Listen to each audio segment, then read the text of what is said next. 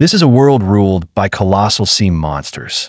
Here, humanity survives only by drifting across the endless ocean. Even the most basic supplies must be scavenged from the depths below with utmost caution. Decades ago, a meteor struck the moon, causing the Earth to become completely submerged by water. The once thriving human civilization sank beneath the waves overnight, fading into decline. Fish and marine life soon rose to become the new rulers of this endless sea. Yet beneath the calm surface lurk countless mutated deep-sea beasts. Since the day Porta was born, he had lived on this small boat with his father and younger sister. For safety, his father was always the one diving down to explore the ruins below. Porta and his sister stayed aboard, taking care of their daily meals and chores. His favorite part of each day was fishing up strange, mysterious things from the sea. Studying those bizarre relics from the deep had become their greatest source of joy. But there was also one unbreakable rule everyone on the sea must obey. Once the sun sets, absolute silence is required. As soon as the alarm clock rings, everyone must immediately retreat into the cabin. Even if precious food is left outside, no one is allowed back on deck. That's because the sea monsters always come out to hunt at night. At this moment, Porta's father held him and his sister tightly inside the cramped cabin. The world outside was dead silent. Only the ticking of the clock echoed faintly. But the young girl, still too innocent to understand the danger, didn't grasp the gravity of the situation. She softly asked if she could hold the tiny fish, but before she could finish, Porta and their father quickly silenced her. The next second, a deafening crash erupted. A massive force slammed violently against the side of their boat. The giant beasts circled the boat, searching restlessly for the source of the sound. Terrified, Porta quickly covered his mouth, not daring to make a single noise. He prayed silently, hoping the monsters would just leave. Seeing how tense Porta was, his father whispered reassuringly, "Don't worry. They're only curious about the boat. After a few hits, they'll go away." Sure enough, after a while, the noise outside gradually faded. His father then told them to try to get some sleep while they could. Before closing his eyes, Porta couldn't help asking, "Dad, were there a lot of terrifying sea beasts where you used to live too?" His father smiled and replied, "Back then, there were even harpoon hunters, men who fought those beasts to protect our villages. Harpoon hunters were the warriors of the sea, risking their lives to keep others safe." Porta then learned that his father had once been one of them. The tattoo on his shoulder was the mark of a harpoon hunter. Looking closely, Porta noticed 6 strange black dots on the tattoo and frowned in confusion. His father chuckled. "Those aren't dots, son, they're stars." Porta blinked, surprised. He had never even heard of such a thing. His father sighed softly. "Every night when the sun sets, I take you below deck, so you've never actually seen the stars. They're bright little lights in the sky, glowing even in the darkest night. In the old days, people used them to navigate the seas and find their way home. They sparkle like countless jewels scattered across the heavens, shimmering endlessly." The next morning, when Porta and his father stepped out onto the deck, they found the boat had been wrecked beyond recognition. Deep claw marks covered the shattered deck, as if warning them. This was the monster's domain, and they were not welcome here. Their father frowned and said gravely, "We'll need at least a week to repair the boat, and I doubt we have enough spare parts." Hearing that, Porta quickly volunteered, "I can go down to the ruins and find some." His father froze for a moment, then grabbed Porta tightly and shouted, "Absolutely not. You never go anywhere I haven't checked first. Those creatures could be hiding inside the ruins. Even during the day, it's far too dangerous." He added sternly, "Until you and your sister are adults, you're forbidden to dive or explore the ruins alone." Just then, his sister pointed excitedly toward the horizon. "Look, birds! There are birds flying." That startled them all. If there were birds nearby, it meant there might be a high-rise island ahead. Following the flock of seagulls, they soon spotted a massive, crumbling structure rising from the sea. Looking closely, they saw traces of human habitation inside the ruins. The discovery filled Porta and his sister with excitement. They shouted toward the building, hoping someone would hear. But before they could say more, their father reached out and clamped his hand over Porta's mouth. He drew his weapon and said in a low, firm voice, "Stay here on the boat. I'll go check it out myself. If anything happens, raise the sail and run. Understand?" After Porta gave a determined nod, his father dove straight into the cold, dark water. Beneath the surface lay countless remnants of skyscrapers. What was once a city had become a sanctuary for fish. Soon, his father emerged on the distant high-rise island. He climbed ashore and called out cautiously from inside the broken building, "Hello? Is anyone here?" But no one answered. Raising his head, he spotted a fragile wooden ladder leading to the upper floor. With a heavy heart and wary steps, he began climbing upward. At the top, there was an old, rotting wooden door. As he slowly pushed it open, the creak of the hinges echoed through the empty floor. But as he pushed the door open, what met his eyes were nothing but the dried remains of human skeletons. Looking closer, he realized that several people had once lived there, but now, all that remained were lifeless bones. Meanwhile, Porta and his sister leaned over the edge of the boat, staring hopefully toward the tall building, wishing that friendly people might still live there. After all, it had been so long since they'd seen anyone else. At that moment, a sudden splash nearby caught Porta's attention. He turned his head and saw a figure thrashing desperately in the water not far away. At the same time, his father continued searching through the high-rise ruins, scavenging for anything useful. In a dusty corner, he stumbled upon a crate of intact high-explosive charges. He froze in shock. Such weapons could only exist in places once inhabited by humans. Just as he was preparing to leave, he looked up and noticed a massive, perfectly round hole in the ceiling. The edges of the hole were unnaturally smooth, as though something had pierced through it from the outside. The metal bars were all bent inward, as if crushed by an overwhelming external force. When he looked down, he saw deep claw marks carved into the walls, exactly like the ones they'd found on the deck days ago. Realization struck him like lightning. His expression shifted instantly to panic. He bolted out of the room, dove into the sea, and swam frantically back toward the boat, shouting, "Go! We have to get out of here now!" But at that very moment, Porta raised a life ring and yelled back, "Someone's drowning out there!" His father's eyes widened in disbelief. In this endless ocean, how could anyone still be out there, drowning out of nowhere? Porta pointed toward the shadow, thrashing in the water, and shouted to his father, "It's over there!" But on closer inspection, he realized it wasn't a human at all. It was something strange. Seeing this, his father yelled, "That's not a person. We have to get out of here."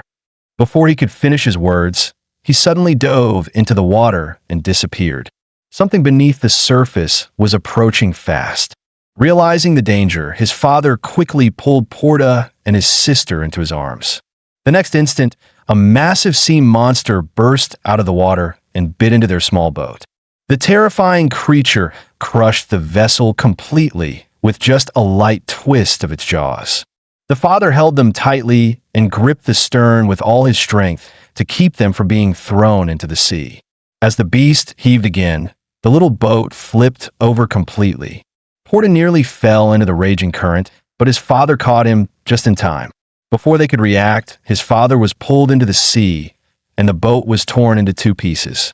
Porta was dragged under by the immense force. Fortunately, his father noticed and pulled him back onto a broken plank. But before they could regain their breath, the monster's tail, heavy as iron, came crashing toward them. The single strike shattered the broken boat into nothing but debris. The tremendous impact sent splinters flying toward the distant high-rise island. Luckily, they had jumped into the water beforehand and rode the waves safely back to the island. Yet the sea beast did not leave. It circled the high-rise island, searching for their scent.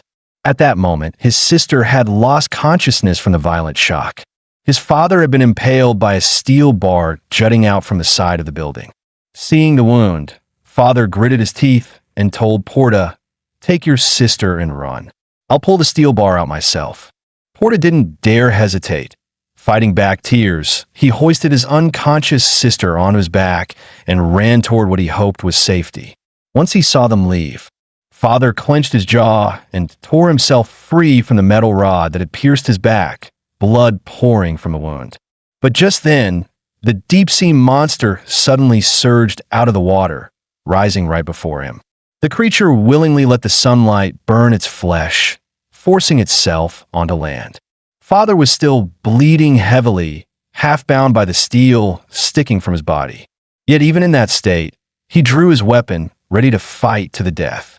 But instead of attacking, the monster turned its head slowly, its gaze shifting elsewhere. Far away, Porta was struggling to carry his sister, breath ragged, searching the ruins for a safe place to hide. The creature's eerie gaze darkened. It almost looked amused, as if toying with its prey. In the next instant, it ignored Father completely and lunged straight toward Porta. Realizing what was happening, Father shouted at the top of his lungs, "Porta, run!" Porta turned and saw it. The enormous beast crawling toward him, jaws wide open. At the last possible moment, he leapt sideways into a nearby opening in the wall. Crunch! The creature's razor-sharp teeth smashed through the wall where he just stood, though its massive body couldn't fit through. Porta barely had time to breathe when the monster's long, slimy tentacle shot straight into the hole. It whipped around, groping blindly, swiping inches from his body, but it seemed to lack sight, searching only by instinct. Realizing this, Porta slowly calmed his breathing, gasping quietly, heart pounding in his chest. But suddenly, the tentacle stopped moving. Then it hit him. The creature could hear the sound around it. He instantly covered his own mouth and his sister's. The tentacle twisted toward him again, stopping right in front of his face, as if it knew exactly where he was. The tentacle began twisting violently, reshaping itself into a spinning drill. In the next instant, it rammed into the wall beside Porta with a screech of tearing stone. Porta couldn't hold back a frightened cry as he clutched his sister and darted frantically through the narrow space. Luckily, there was a small, hidden corner nearby. He squeezed inside with his sister, holding his breath as the creature searched outside. Just as Porta thought they were safe, a figure appeared at the entrance. It was Father. "Dad, over here, hurry!" Porta called out in relief. But when the figure turned its head, a chill ran down Porta's spine. It wasn't his father at all. It was the deep-sea monster's horrifying disguise. Porta froze where he stood, cold sweat dripping down his back. The next instant, a slimy tentacle lashed out, wrapping around his body and dragging him out of the hole. He was lifted high into the air, dangling helplessly. The deep-sea beast opened its massive jaws, ready to savor its prey. "Dad, where are you?" Porta cried in terror. At that moment, a furious roar echoed through the ruins. His father had torn free from the steel bar and charged forward, blade in hand, slicing clean through the tentacle that bound his son. The severed limb writhed wildly as the monster let out a deafening scream of pain. Father rushed forward, catching Porta in his arms. "You damned monster! Don't you dare touch my son!" he bellowed. Even as the deep-sea beast loomed closer, roaring in rage, Porta's father stood his ground, unflinching and resolute. Porta's father told him to hide in a nearby crevice and not to come out no matter what happened. After Porta crawled away, his father slowly drew the weapon he always carried by his side. The next instant, he charged forward, rushing straight toward the deep-sea monster's gaping maw. As the creature lunged at him, Father dodged aside by a hair's breadth. Using the opening, he plunged his weapon deep into the beast's flesh, slashing several deep wounds across its thick hide. The deep-sea creature roared in agony, its voice echoing through the ruins like thunder. It raised one massive claw and swung it down toward him. But Father leapt away just in time, his movements swift and precise. Using the motion, he landed squarely on the creature's back. With both hands gripping his weapon, he drove the blade deep into its spine once again. Using his body weight, he slid down along its back, slicing open a long, bleeding gash. But before he could strike again, the enraged monster whipped its enormous tail, sending him flying through the air. His body slammed hard into a nearby wall with a heavy crash.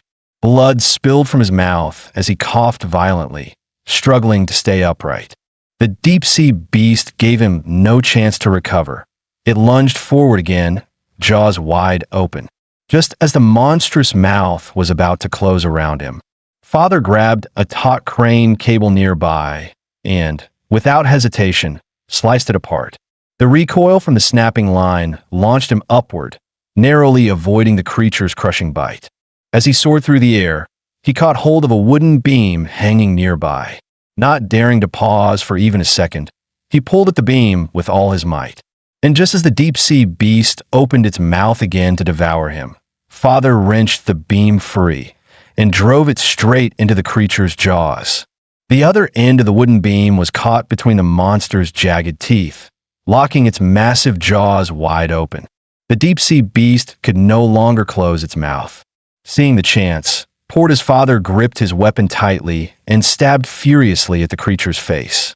He was only a moment away from ending the monster's life. But then the beam beneath his feet began to crack under the pressure of its bite. With a sharp snap, the wood split clean in two. Before he could react, the beast's fangs pierced straight through his body. Blood trickled down between its teeth as the deep-sea monster twisted its lips into a cruel, mocking smile. Porta's eyes widened in horror, tears streaming down his face as he screamed his father's name. Hearing the cry, the wounded man turned his head, countless memories flashing before his eyes. He remembered all those nights spent worrying over his children's safety. He remembered holding them close as they trembled in fear, smiling to comfort them while hiding his own terror. He had always feared losing them, feared failing to protect his family. But now, there was no fear in his eyes, only tenderness and peace. Slowly, he released the weapon that had followed him through countless storms. From his pocket, he pulled out the high-explosive charge he had found on the high-rise island. Looking toward Porta, his voice trembled but firm.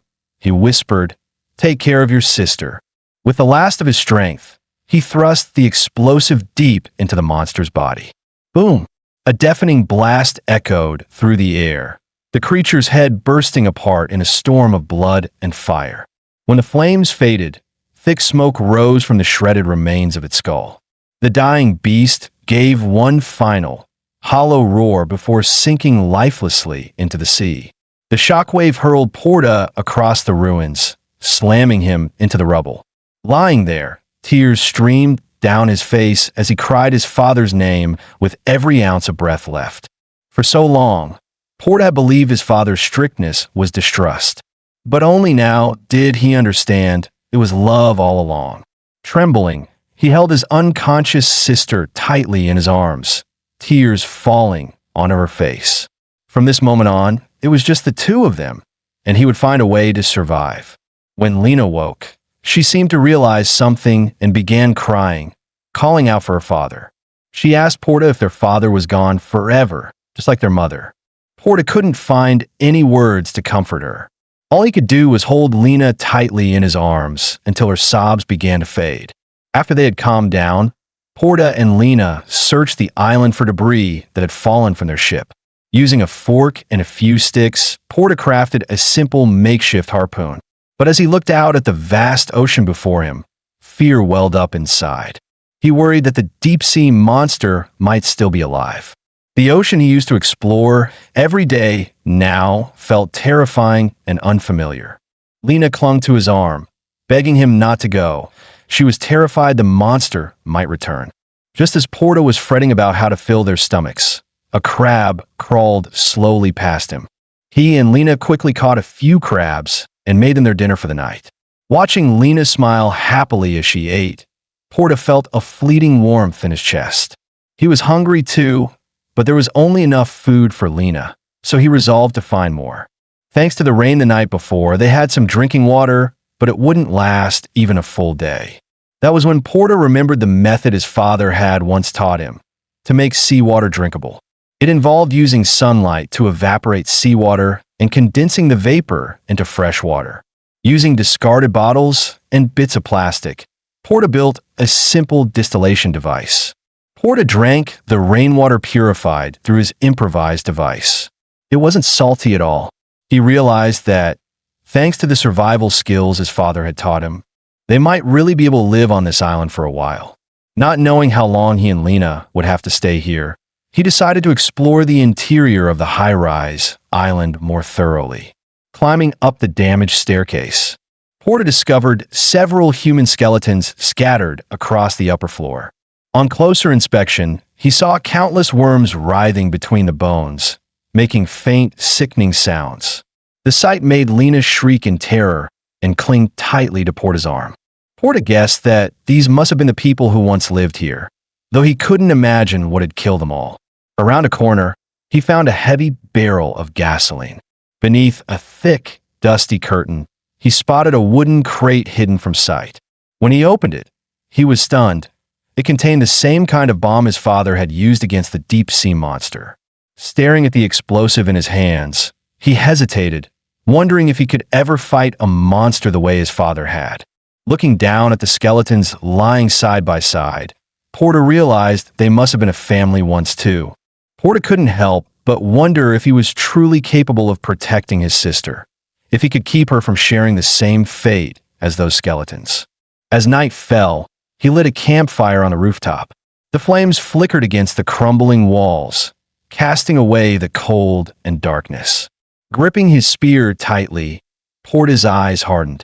If he wanted to survive, he had to face the sea again, fear or not.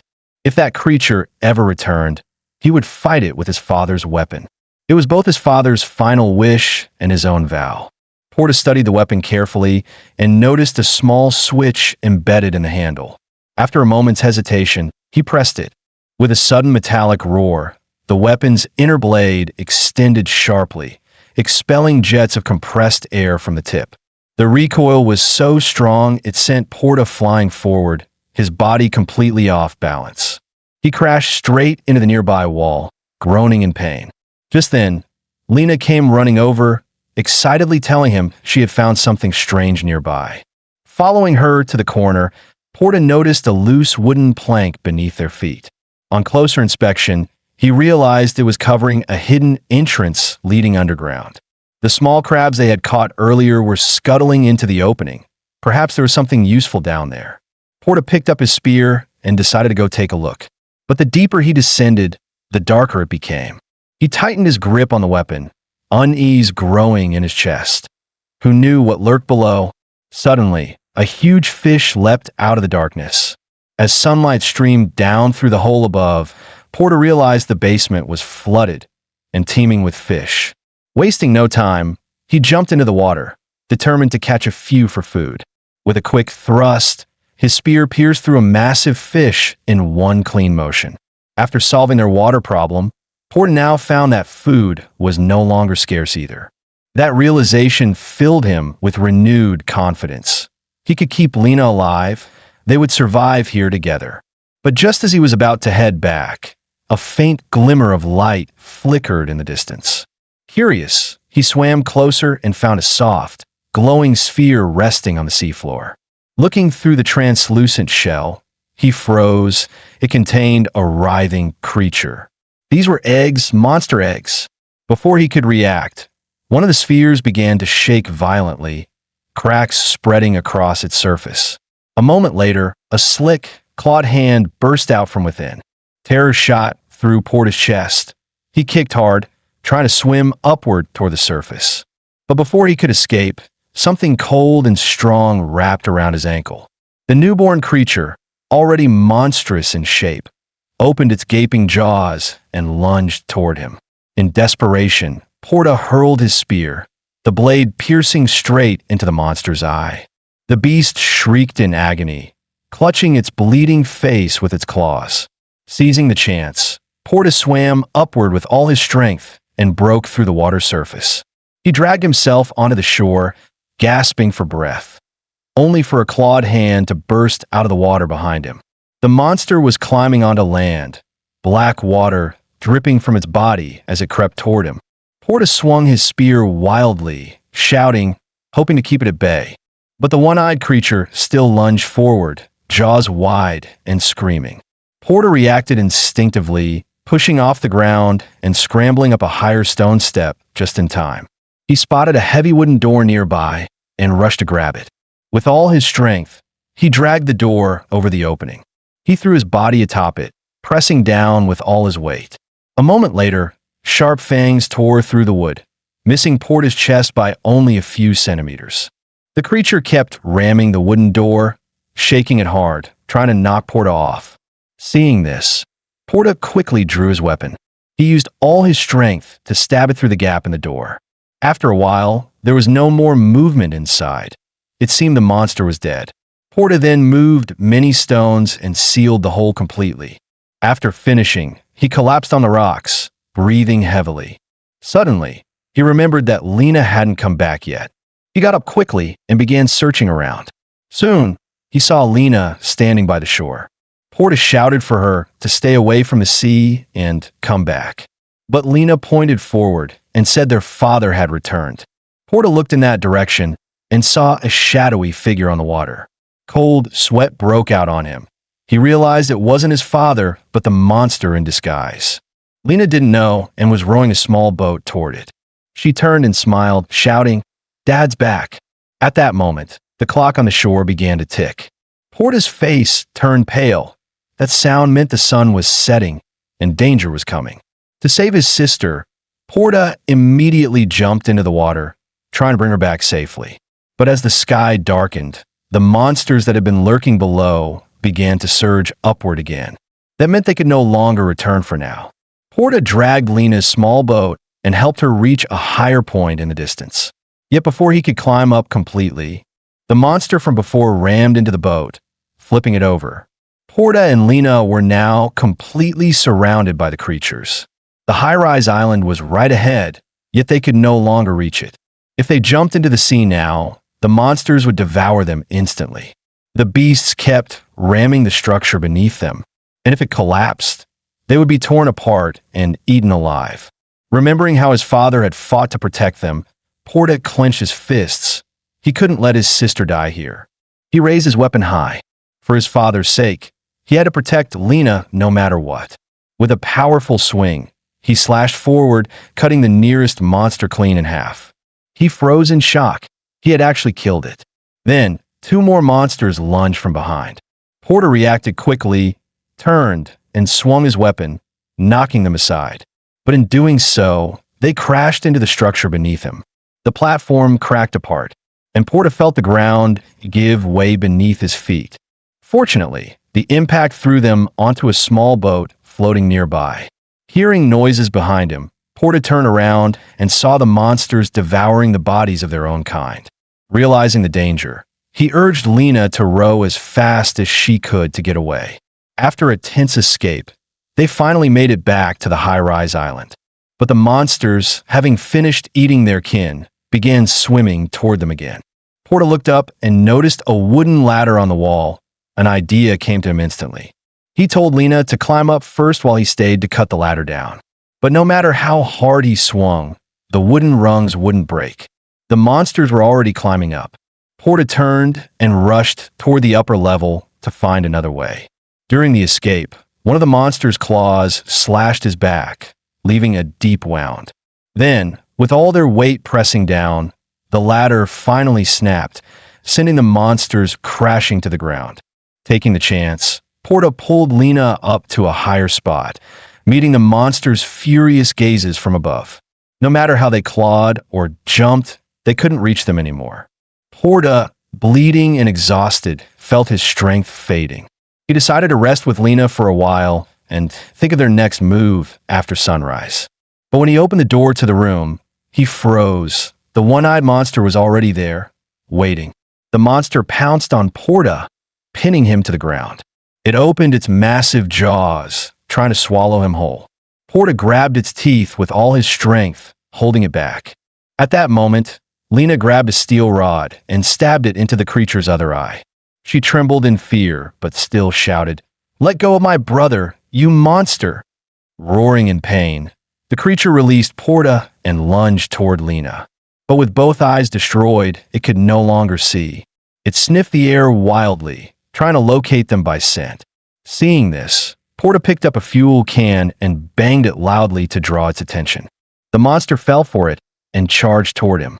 Porta quickly twisted the lid open and hurled the can straight into its mouth. He rolled aside, narrowly dodging the next strike. The beast's body slammed hard against the distant wall. Gasoline gushed from its mouth, splashing across the floor. Porta scrambled up and seized his weapon. He struck the exposed steel beam with all his might.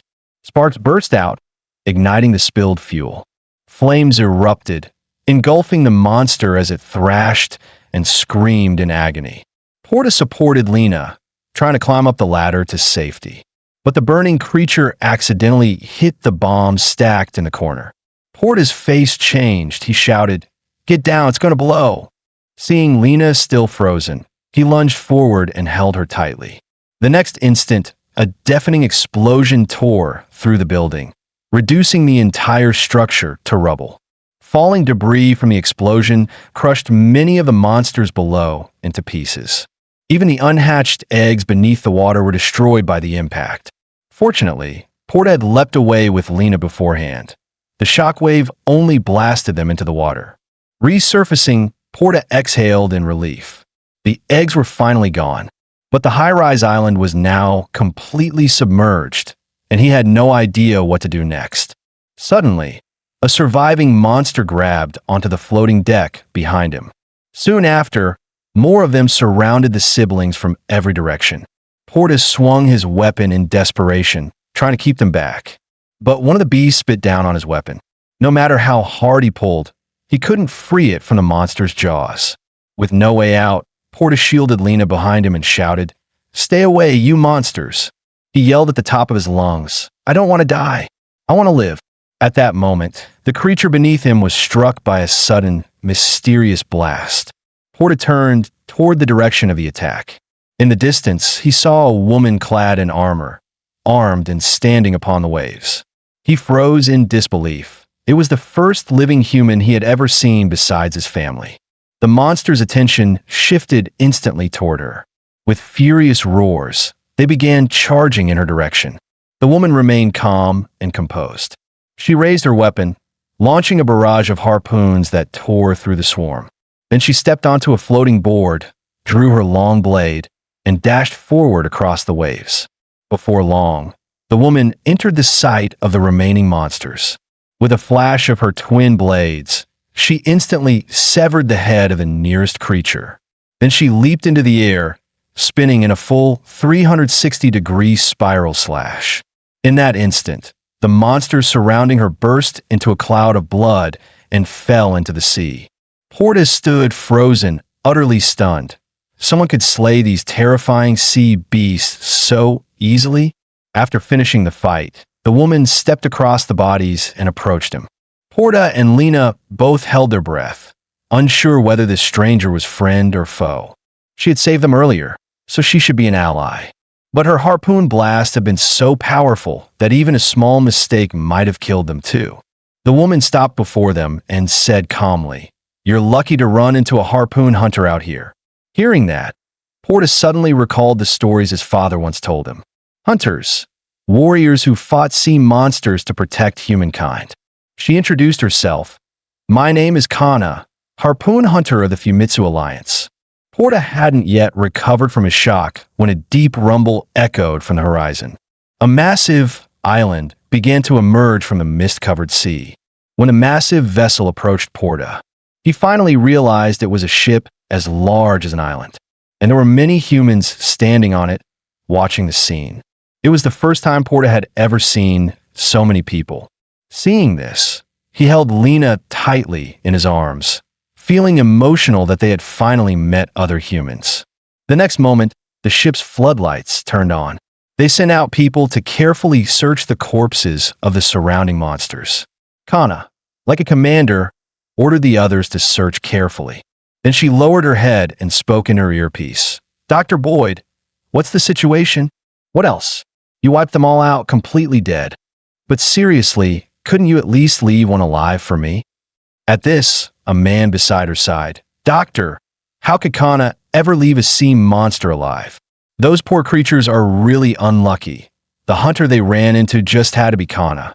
If all these eggs had hatched, it would have been a real problem. Were you the one who smashed them?" But Kana only shook her head and gave a negative answer. The man beside her sighed, saying it was his first time seeing such an ugly deep-sea beast. At that moment, the doctor below reported, "We've found Kentras." Kentras?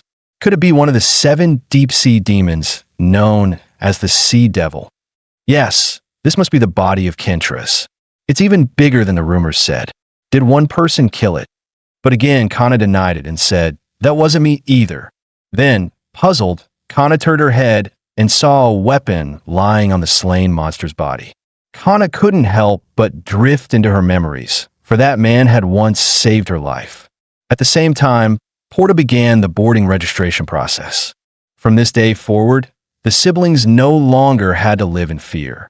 When Porta heard from the administrator that all these people were harpoon hunters, his eyes immediately lit up with excitement, because he knew his father had once been a harpoon hunter too.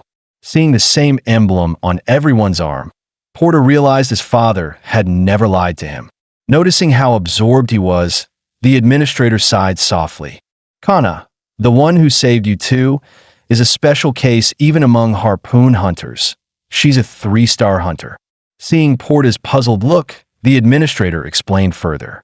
"It's a hunter's tradition to tattoo a star for every 100 sea beasts they've slain. Many are devoured before earning their next star. So reaching 3 stars is already a huge achievement." Hearing that, Porta blurted out, "Then 6 stars would mean over 600 kills." The administrator burst out laughing. "Don't be ridiculous. In the Busan Alliance, 4 stars is already the record. If anyone ever reached 6, that person would be a living legend." After that brief exchange, the administrator gestured for the two to board the ship. However, Kana took the sword of the executioner with her. Seeing this scene, Porta felt curious but didn't say anything. And so, the 2 little ones safely arrived at the shelter.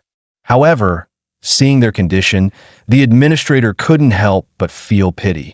After all, walking barefoot around here was extremely dangerous. So he decided to take them to the market to buy some proper clothes. Along the way, Porta was amazed. People here were salvaging relics from the sea and welding scrap metal into giant mechanical beasts. Finally, after half an hour of walking, they reached the market. The place was as bustling as a modern metropolis, filled with every kind of food, from northern to southern cuisine. They even had Hex salted fish for sale. The sight of these new things filled the 2 children with excitement. Soon, they arrived at a shoe stall, but even in this post-apocalyptic world, you still had to pay for what you bought. When the shopkeeper realized his buyers were just 2 poor kids, his face instantly turned sour. But the administrator said he had something to trade. After rummaging through his belongings, Porta took out a pocket watch. Unfortunately, the shopkeeper didn't need one. Seeing this, Porta looked unsure of what to do next. Yet the shopkeeper's expression suddenly changed to surprise. "Is that legendary whiskey in your hand?" He pretended to be generous, saying he'd trade 2 pairs of shoes for it. Hearing that, Porta's face immediately lit up with joy. But the administrator sternly stopped him. "2 pairs of shabby shoes for whiskey? Are you out of your mind?" As soon as he said that, the administrator shouted loudly toward the crowd. When the crowd heard the word whiskey, the place instantly erupted in chaos. After confirming several times that it was indeed the legendary liquor, a spontaneous auction broke out among them. In the end, Porta became a sudden rich man and returned with a load of supplies. On the way back, Rita kept mumbling that everyone seemed so nice to give so much for just a bottle of whiskey. "If I'd known, we shouldn't have poured the rest into the sea. We should have saved it," she muttered softly. Soon, under the administrator's guidance, the 2 children arrived at their new home. What met their eyes were broken beds and thick layers of cobwebs, along with one ancient black spider. Even the administrator couldn't help but feel a pang of pity at the sight. But the 2 little ones were overjoyed instead. They couldn't even remember the last time they had seen a real bed, even if this one was terrible. After days of exhaustion, the two children were completely worn out.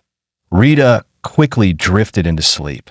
But Porta couldn't fall asleep, burdened by the heavy weight he carried inside. At the same time, the recovery operation for the Abyssal Lord had reached its final stage. When the doctor saw that enormous body, his expression twisted with excitement. He could hardly contain himself, eager to begin the dissection. While everyone's attention was focused on the deep-sea beast, Kana slipped into a secluded area. "Sting, how is it? Do you have the results?" "It's genuine." The real sword of the executioner. Hearing that, Kana fell silent for a long moment before speaking softly. "If that's true, this place will soon be drenched in blood. Those two children must not stay here. After all, they're the children of Martian, the legendary six-star harpoon hunter. The Busan Alliance will never allow them to live." Back in her room, Kana felt a pang in her heart. She couldn't understand why Martian fought so desperately. Was it truly to protect his family? As that thought crossed her mind, she looked toward the crystal sphere beside her, and her memories drifted back decades ago. Back then, her family were wanderers adrift upon the endless sea. They survived by scavenging whatever debris they could find in the waters. That crystal sphere had been the very first gift from her father. Those simple, peaceful days lasted for quite a long time. But one day, that creature appeared and turned everything into a nightmare. Even in the apocalypse, there was no escaping the fate of working. In the Busan Alliance, even if you were still in diapers, you had to work, otherwise you'd starve and end up as fish food. There weren't many kind people here. Whether you lived or died had nothing to do with them. Porta understood, well, that living off nothing wouldn't last long, so he started looking for work early. Unfortunately, operating an excavator required a green level license, and carrying cement needed an achievement certificate level 8. Obviously, he had none of those skills, and even if he had the strength, no one would believe a 3-year-old kid could do it. So Porta decided to look for other kinds of work. Along the way, he met several people, but nothing worked out.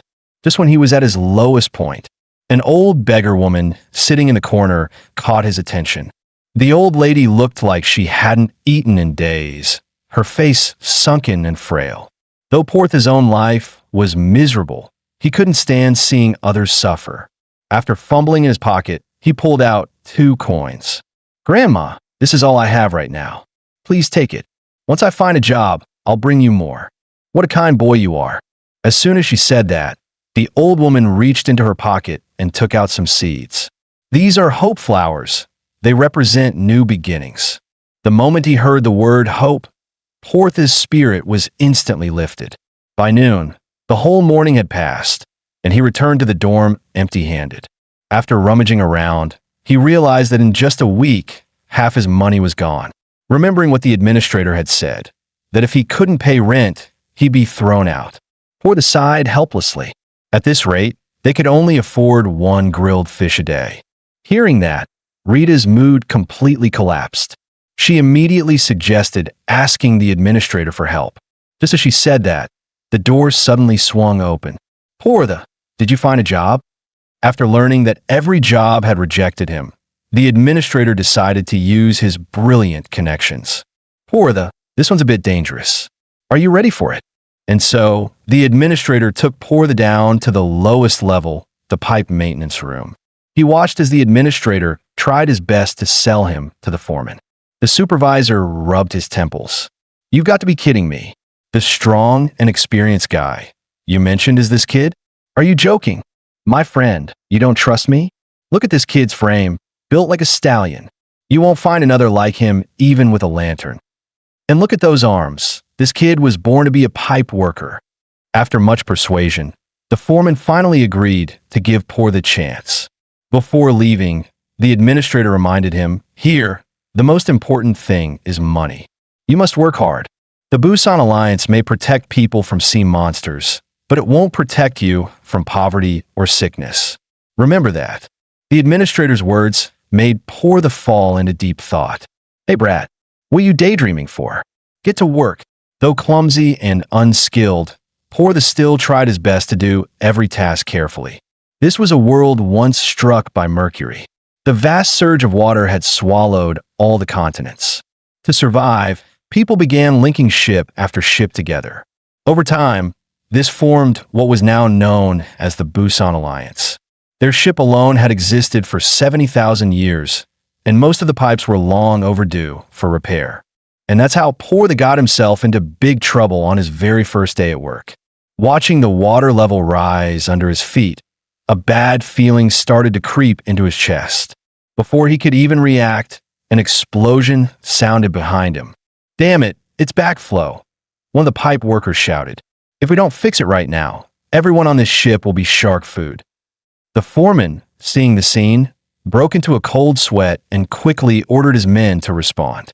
But they told him it was the number 3 drainage pipe. That pipe was at the deepest part of the ship, at least 30 minutes to reach, and the entrance was so narrow that no one could wear diving gear. Even slightly larger men couldn't fit inside. While everyone was at a loss, Por the grabbed a flashlight. Being part of the crew, he felt it was his duty to act. Without another word, and ignoring their protests, he strode off. Under the stunned gazes of everyone present, Por the crawled inside the narrow pipe. Meanwhile, a group of uninvited guests arrived at Portha's home. Rita heard knocking at the door. She thought it was her brother coming back. But to her surprise, it was a group of burly men.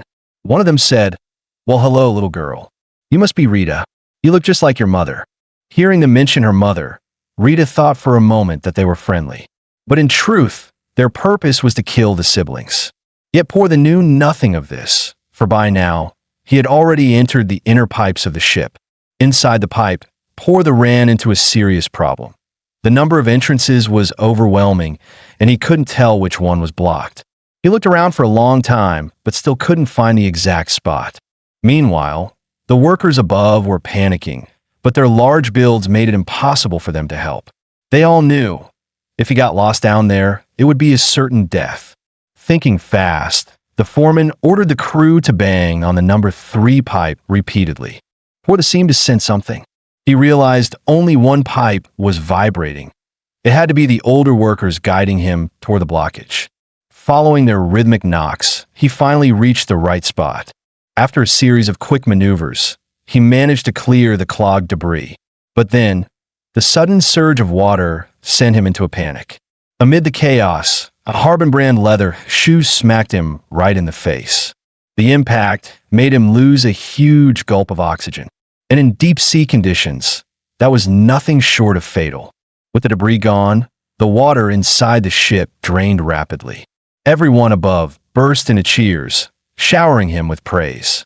What a tough kid, he actually did it. But as time passed, Portha still hadn't resurfaced. The foreman's face turned pale.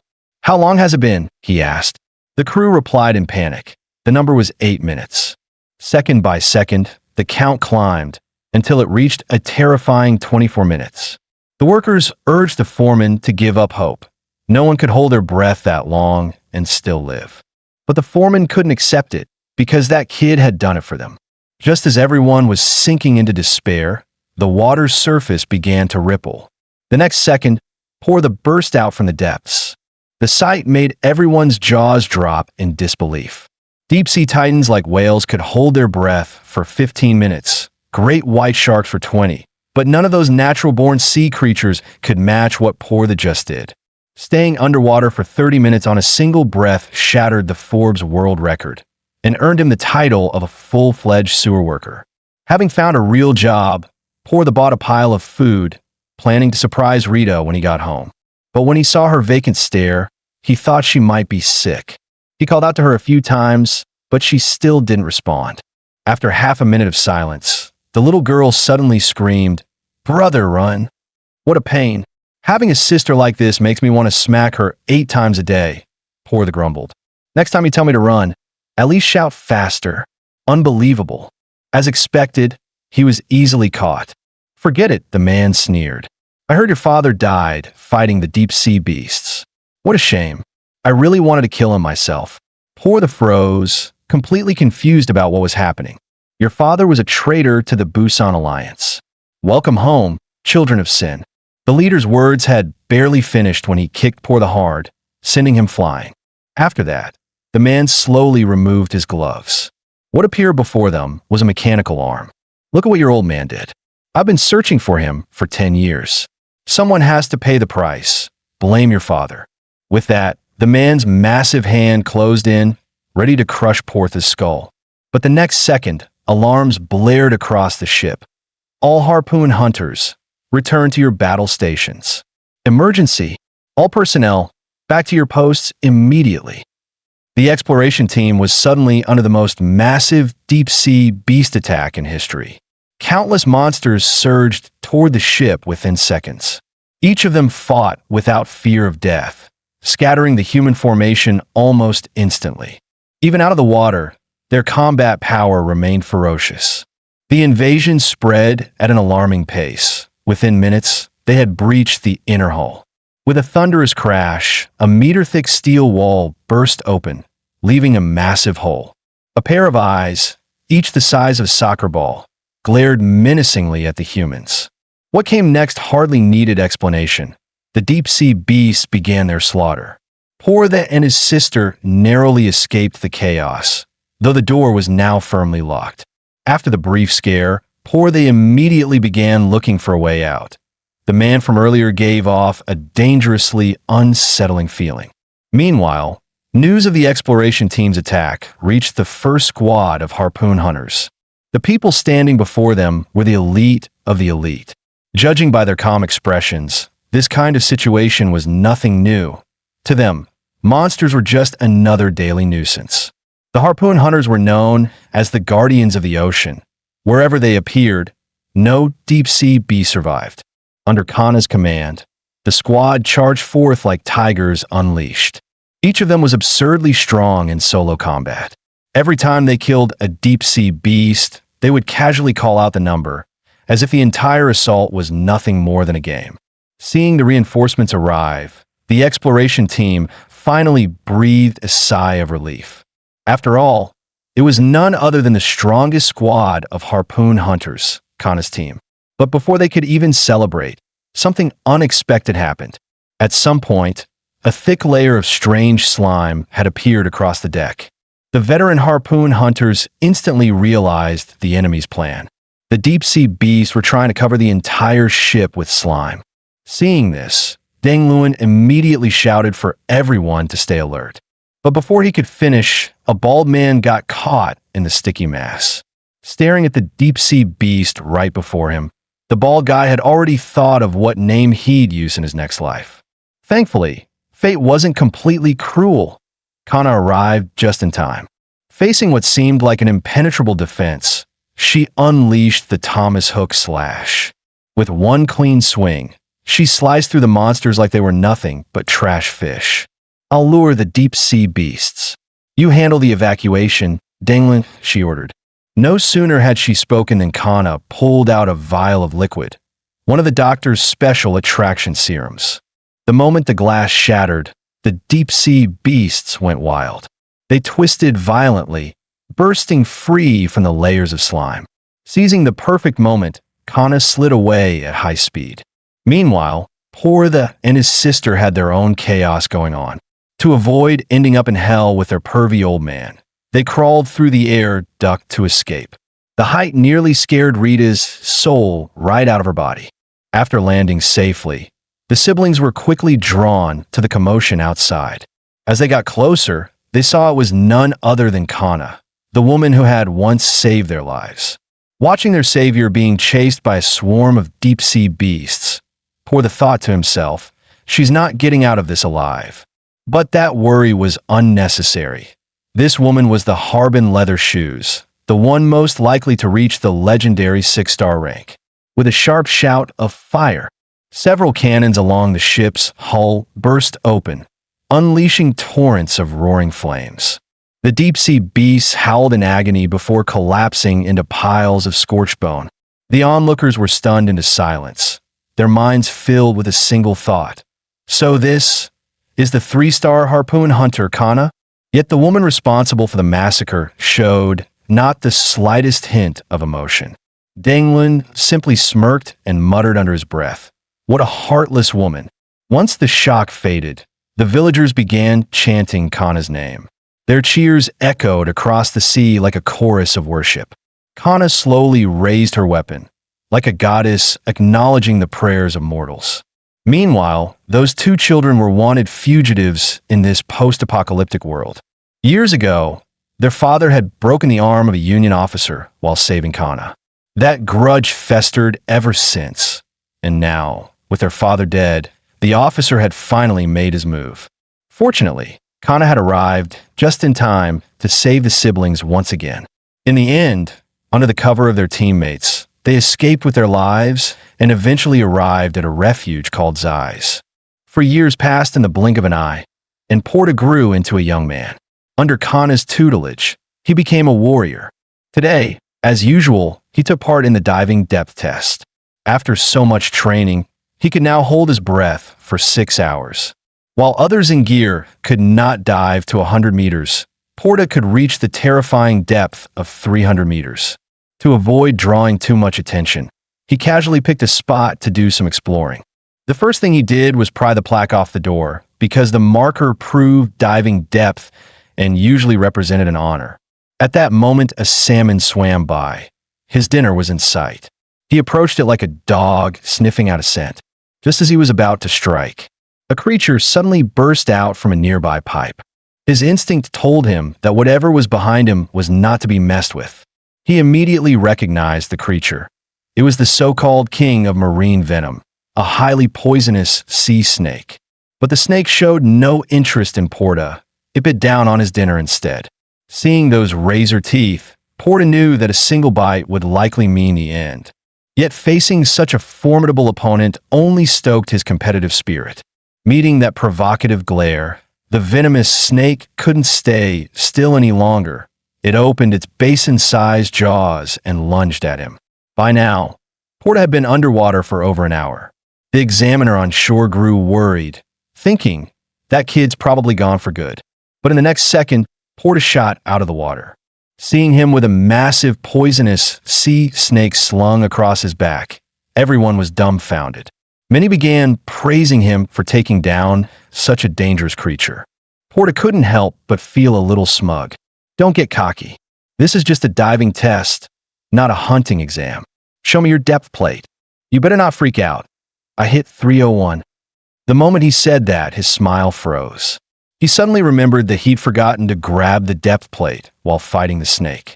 Before either of them could say another word, a loud commotion echoed from afar. Someone had discovered a great relic. The examiner immediately lost interest in Porta. After all, such finds were once-in-a-lifetime opportunities, treasures among treasures. These were supply crates humanity had crafted before Earth was submerged, containing medicine, clothing, and essential items. They were blind boxes left behind by humanity's ancestors, each containing supplies of varying tiers, hidden deep within underwater ruins directly beneath the shelter.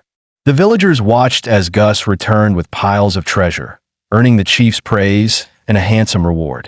Inspired, they all prepared to venture into the deep sea for their own fortune, unaware that they were stepping into a deadly trap. Judging from the chief's sinister expression, he clearly had secrets of his own. The divers soon located the site of the relics. Seeing the neatly arranged room, the two realized they were the first ones there.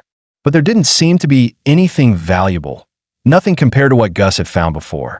After picking through the place, they finally decided to take a washing machine. Yet before they could move it, a steel rod shot out of the darkness, instantly skewering one of them. When the survivor saw the attacker's face, Mabawa froze, barely daring to breathe. The figure was another diver, but his oxygen mask was shattered, and no normal human could still be alive down here. The sound of metal striking metal echoed through the water until both men collapsed into pools of blood. The mysterious figure dragged their bodies away into the darkness, and the once calm ocean floor turned eerily silent. At dawn the next day, Por was called out for training, but his attention was quickly drawn to a noisy crowd nearby. When Porta got closer, he nearly threw up his dinner from the night before. The villagers whispered among themselves, "Is that really a deep-sea beast?" It looks like a human leg. Clearly, they thought the creature had eaten someone. They decided to chop the thing to pieces and toss it back into the ocean. But the moment one of the men struck it with his harpoon, the creature suddenly twitched and began writhing violently. Everyone panicked and bolted. Only the village chief remained still, expressionless. He picked up the harpoon, eyes cold and sharp, and stabbed several times in a chilling, deliberate motion. The creature finally stopped moving. Porta stepped forward and asked, "Was that really a deep-sea beast?" But the chief flatly denied it. "There are no deep-sea beasts in this village, only strange-looking dead fish." Under the chief's calm, yet manipulative tone, the villagers reluctantly dropped the matter. However, the next day, another strange incident occurred. While hanging laundry, Rita suddenly felt a chill run down her back. She turned around and saw a diver standing there. The man slowly approached her. The man ripped off his helmet, and the blood trickling from the corner of his mouth said it all. He was dying. When Rita saw who it was, Uncle Mori, she rushed forward to support him. Seeing how badly he was wounded, she immediately turned to run for help. But before she could take more than a few steps, Mori grabbed her arm tightly. "Rita, run. Don't stay here. There are deep-sea beasts down there. Hundreds of them." Meanwhile, the village was filled with laughter and cheerful voices, completely out of tune with the horror that lurked beneath the waves. The moment Porta heard the news, he took his sister straight to the village chief's house. But the chief refused to close the harbor, insisting there were no deep-sea beasts at all. He claimed that years ago, some divers spread false rumors just to keep the treasures for themselves. He even added that last year, a few of them killed each other over the spoils. Hearing this, the villagers began to hesitate.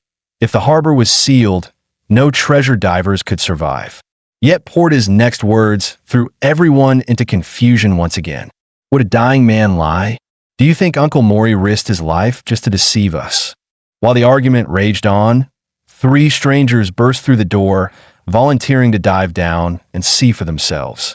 They introduced themselves as Jocko, Sonia, and Pugon Tai, harpoon hunters from the city of Baladin.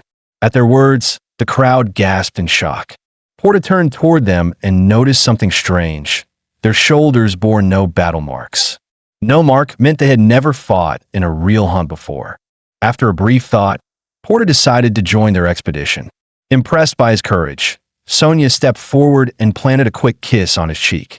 Both Kana and Rita froze, completely stunned by what they saw. The next morning, the group set off, fully equipped, boarding the submarine together. That was when his sister quietly asked Kana, "Why didn't you stop him? What if there really are deep-sea beasts?" Kana answered calmly, "Because this is a trial he must face to grow stronger."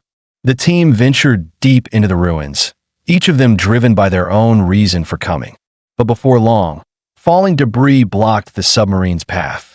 Left with no choice, they donned their diving suits and continued their exploration on foot. To move faster, they decided to split into pairs, agreeing to regroup in 30 minutes. As they descended further, the pitch-black corridors made Porta's heart race. Any moment, something could leap from the dark. Sonia tried to ease the tension by striking up a conversation. Suddenly, Porta stopped her.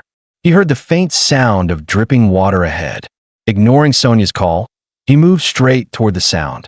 Following it, the two soon discovered a hidden chamber. To see more clearly, they surfaced through the water together. What they saw left them completely stunned.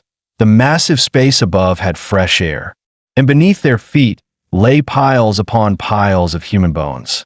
As they stood frozen, a dark silhouette slowly emerged from the mountain of skulls. Both of them raised their weapons, ready to fight. But as the figure came closer, they realized it was a survivor.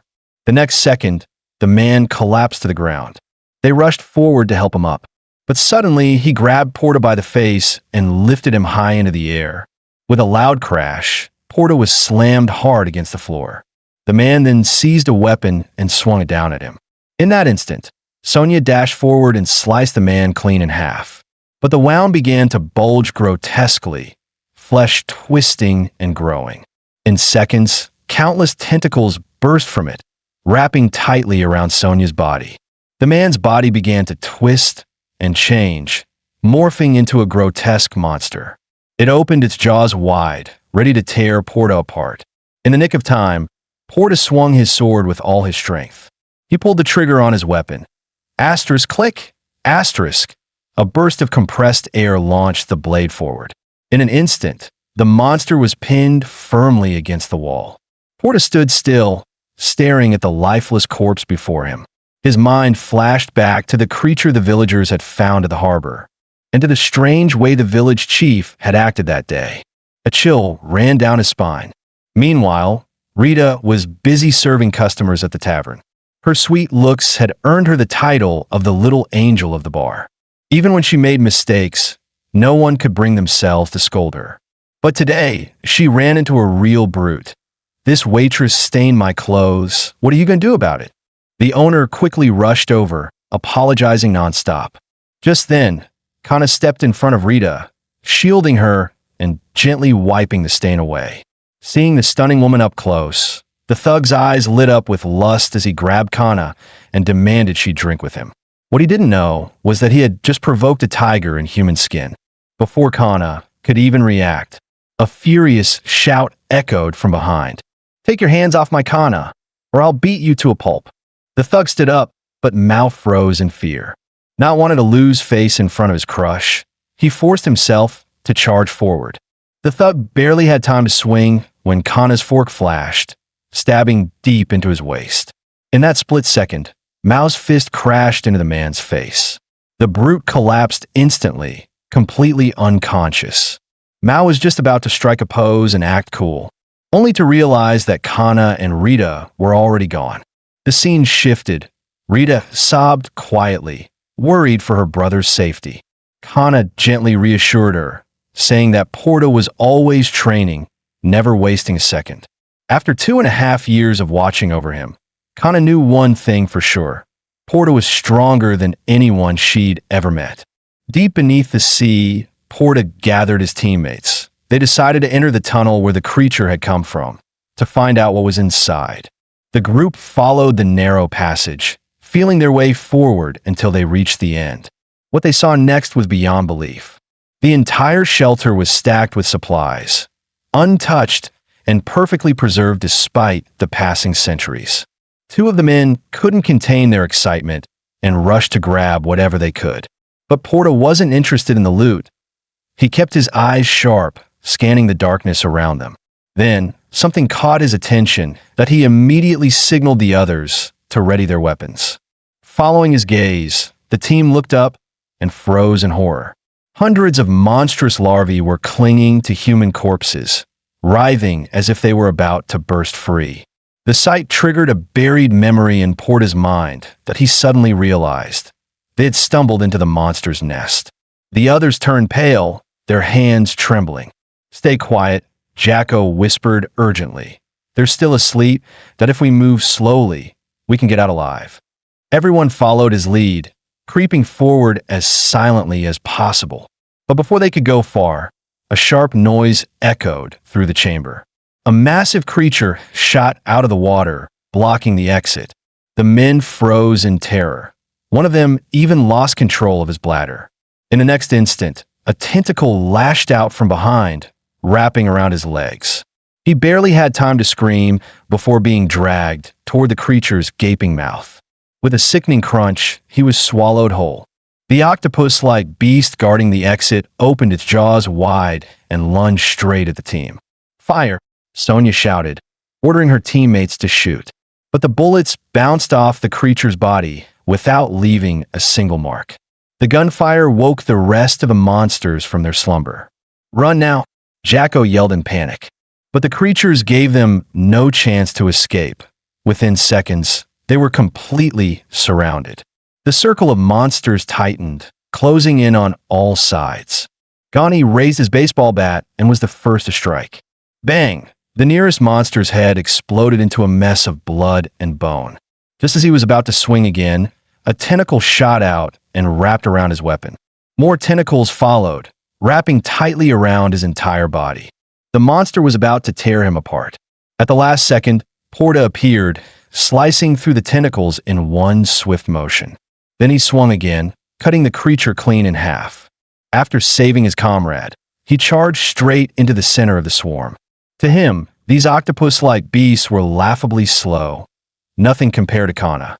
After 2.5 years of hellish training, he was no longer the weak boy he once was. He darted through the horde like lightning, leaving rivers of blood in his wake. With each roar and slash, more monsters fell until the entire swarm was wiped out. His teammates watched in awe, stunned by Porta's overwhelming power. But suddenly, the entire tunnel began to shake violently. Countless tentacles burst out from the walls around them. Suddenly, a massive creature burst through the wall. The ocean's seventh demon, Zeno Denjako. Everyone froze in shock. Seawater gushed violently through the hole it had created. The team scrambled to put on their helmets. The powerful current tore them apart, sweeping everyone in different directions. Sonia's oxygen tank was struck by flying debris and shattered. As a monster closed in, Porta grabbed her tightly in his arms. He fired his weapon, using the jet propulsion to push them away from danger. But the creature, determined to avenge its young, chased after them relentlessly. Streams of glowing blue liquid sprayed from its tentacles. Porta couldn't dodge in time. The liquid hit his oxygen tank. In the next instant, the corrosive fluid triggered an explosion. The blast sucked them both into a narrow tunnel. The monster's enormous body was too large to follow. After thrashing around in fury, it roared and turned away. Inside the tunnel, the two finally exhaled in relief. They didn't have time to rest. They had to find oxygen before it was too late. On the way, Jacko's corpse appeared before them. Seeing him like that, Sonia broke down and cried uncontrollably. The oxygen inside her helmet depleted rapidly with each breath. Just as she was about to suffocate, Porta leaned in and shared his air through mouth-to-mouth contact. The warmth between their lips brought Sonia back to life in an instant. Seeing that Porta could share oxygen without a tank, Sonia thought he could actually breathe underwater. In truth, his lungs were simply stronger. He could hold his breath far longer than any normal diver. He discovered this ability by accident during a near drowning years ago. But right now, escaping was all that mattered. Porta gestured to her. If she ran out of air again, she could rely on him. The two swam toward the exit. Soon, Sonia's oxygen began to run out once more. She grabbed Porta's hair without hesitation. Then, like a starving wolf, she pulled him close and desperately drew air from his lips. At that moment, the rescue sub spotted them. But as soon as Sonia got a new tank, she insisted on going back for Ghani. One of the crew stopped her, warning that the priority was to alert the village about the danger. He explained that the creature used the lost relics as bait to lure divers into the depths. The moment he said that, everyone felt a chill run down their spine. Then, a massive shadow appeared right in front of them. The pilot reacted instantly, pushing the sub to full speed toward the surface. But Collard was faster. Its tentacles wrapped around the submarine in a blink. With a violent swing, it slammed the sub into the ruins below. The 3 passengers inside were knocked unconscious from the impact. Seeing no movement, Collard turned and surged upward toward the surface. Within moments, it broke into Clearwater Port. Today, it had come to avenge its dead offspring. The villagers screamed and ran in terror. Those too slow to flee were snatched up and swallowed whole. The village chief received word of the attack. He had assumed Collard would kill Porta's group and leave the village in peace for a while. But now, the monster's sudden return destroyed all his plans. Meanwhile, the chaos drew Kana's attention. Mao and several strong youths armed themselves to defend the village. Kana ordered Rita to head to safety, then rushed straight toward the monster. But when she saw Collard's skin burning under the sunlight, she froze in shock. She couldn't understand why Collard, one of the 7 deep-sea demons, would risk burning under the sunlight just to come here.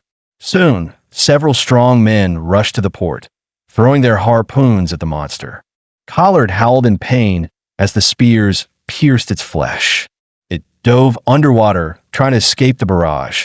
Just when everyone thought they'd won, Collard shot up from the depths with explosive force. In a flash, it swallowed several villagers whole. Mao, enraged by the sight, raised his weapon to avenge them. But before he could strike, the monster's tail lashed out, knocking him back hard. Watching his friends die one by one, Mao froze in shock, his mind blank. This wasn't a creature humans could fight. The sheer pressure of its presence made his whole body tremble. He couldn't even lift his weapon. Just as Collard opened its jaws to devour him, Kana leapt into the air, harpoon in hand. Shhhhk. The weapon drove straight into the monster's face. Roaring in agony, Collard flung Mao aside. Seeing him safe, Kana attacked again, thrusting the harpoon deep into the creature's hide. She then stepped on the shaft, sliding downward with her full weight. A long, bloody gash tore across the monster's skin. Suddenly, the harpoon snapped in two. Kana twisted midair, spinning 3 times before landing gracefully on the ground. Her flawless movement left the villagers staring in disbelief. The situation was dire. There was no time to fetch new weapons.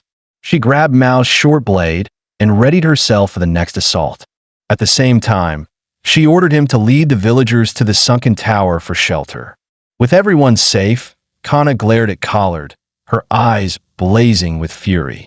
She had once hidden her identity to escape the Alliance tribes and quietly blended into this place. During that time, living with the siblings had brought her a rare sense of peace. She wanted that simple happiness to last forever and ignored the warning signs around her. But she forgot the truth. These monsters are everywhere. Wherever there's an ocean, there are deep-sea beasts. Watching her home burn, Kana, now revealing her rank as a 3-star hunter, stepped forward without hesitation. The creature's attacks came like a storm. One wrong move, and she'd be torn apart. Using nearby cover, she rolled beneath Collard's strike, closing the distance. Yet even after putting everything into her attack, it barely scratched the beast. Her weapon began to crack. One more blow, and it would shatter completely. Then, to her shock, the villagers began hurling stones at the monster. Enraged, Collard lashed its tentacles, sending them flying in every direction. Seeing that, Kana roared to draw its attention back to her. In the next instant, several glowing bubbles shot out from its limbs and rushed toward her. She couldn't dodge in time. The corrosive liquid burst over her, burning through armor and flesh. Before she could recover, another tentacle slammed into her. The impact hurled her several meters away, crashing through houses before she finally hit the ground. Bloodied and broken, she lay amid the ruins. Clenching her teeth, she forced her body to move. "No, I can't fall here. Get up, move." The monster opened its jaws wide, ready to devour her whole. Bang! A gunshot echoed through the chaos. Porta, alive, risen from the depths, had returned. Seeing the village in flames, he grabbed his weapon and sprinted straight into battle. Porta roared, pulling the trigger and unleashing a storm of bullets at Collard. As the monster shifted its focus, he hurled his weapon straight at it. At the same moment, Kana, driven by sheer willpower, stood back up and charged. Empowered by the hunter's blade, her strikes severed the creature's tentacles one by one. Collard howled in agony as blood sprayed across the docks. But just as everyone thought the battle was over, the monster suddenly turned, charging straight into the crowd. "Drive it back to the sea," Kana shouted. "Protect the villagers first." Porta opened fire again, the muzzle flash lighting up the entire harbor. Under the rain of bullets, the monster shifted its course. But the village was too crowded. Everywhere it went, people were crushed or devoured.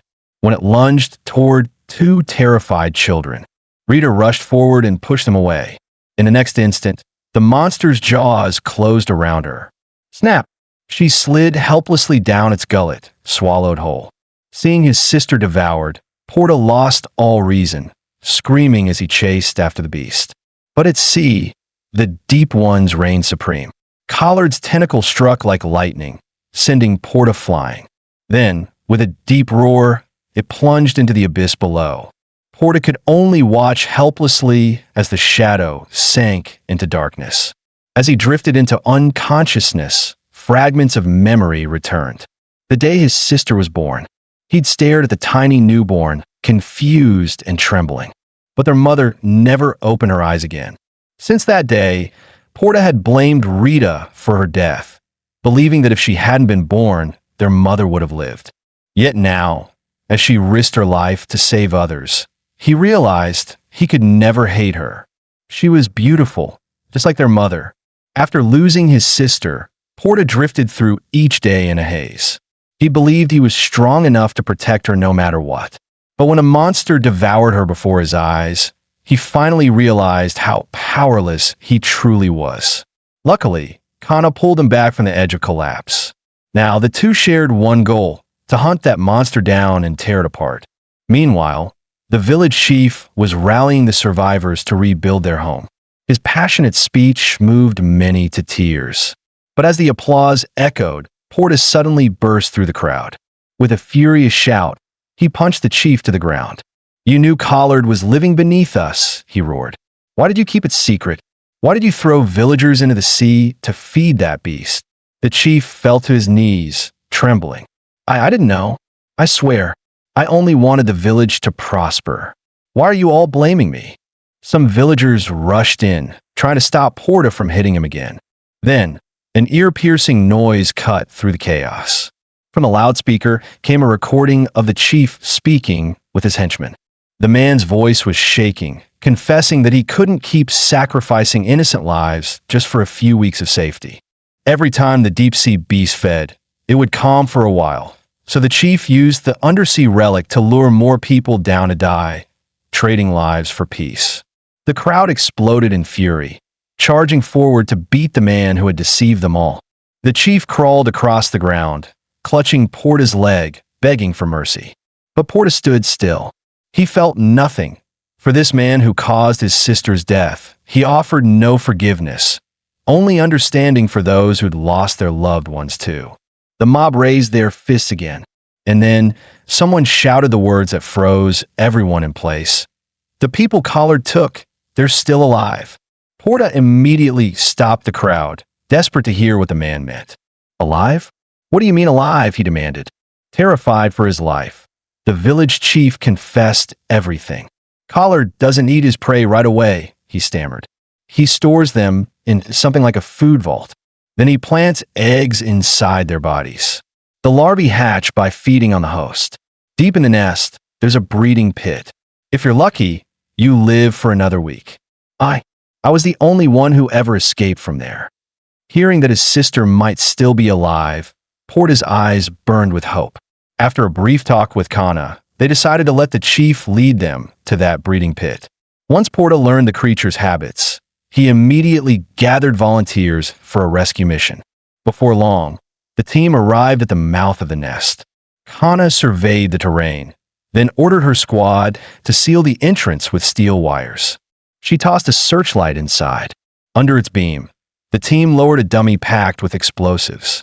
The light startled several hatchlings. They lunged forward and swallowed the decoy whole. Boom! The explosion tore the nearest creatures apart. The noise woke the rest, and a swarm of them rushed toward the surface. Their speed was so great that the wires sliced their bodies to ribbons. But there were too many. Within seconds, the trap was torn apart. Kana raised a searchlight from afar, drawing the monsters toward her. As the swarm closed in, a massive steel net burst from below, trapping them all in one sweep.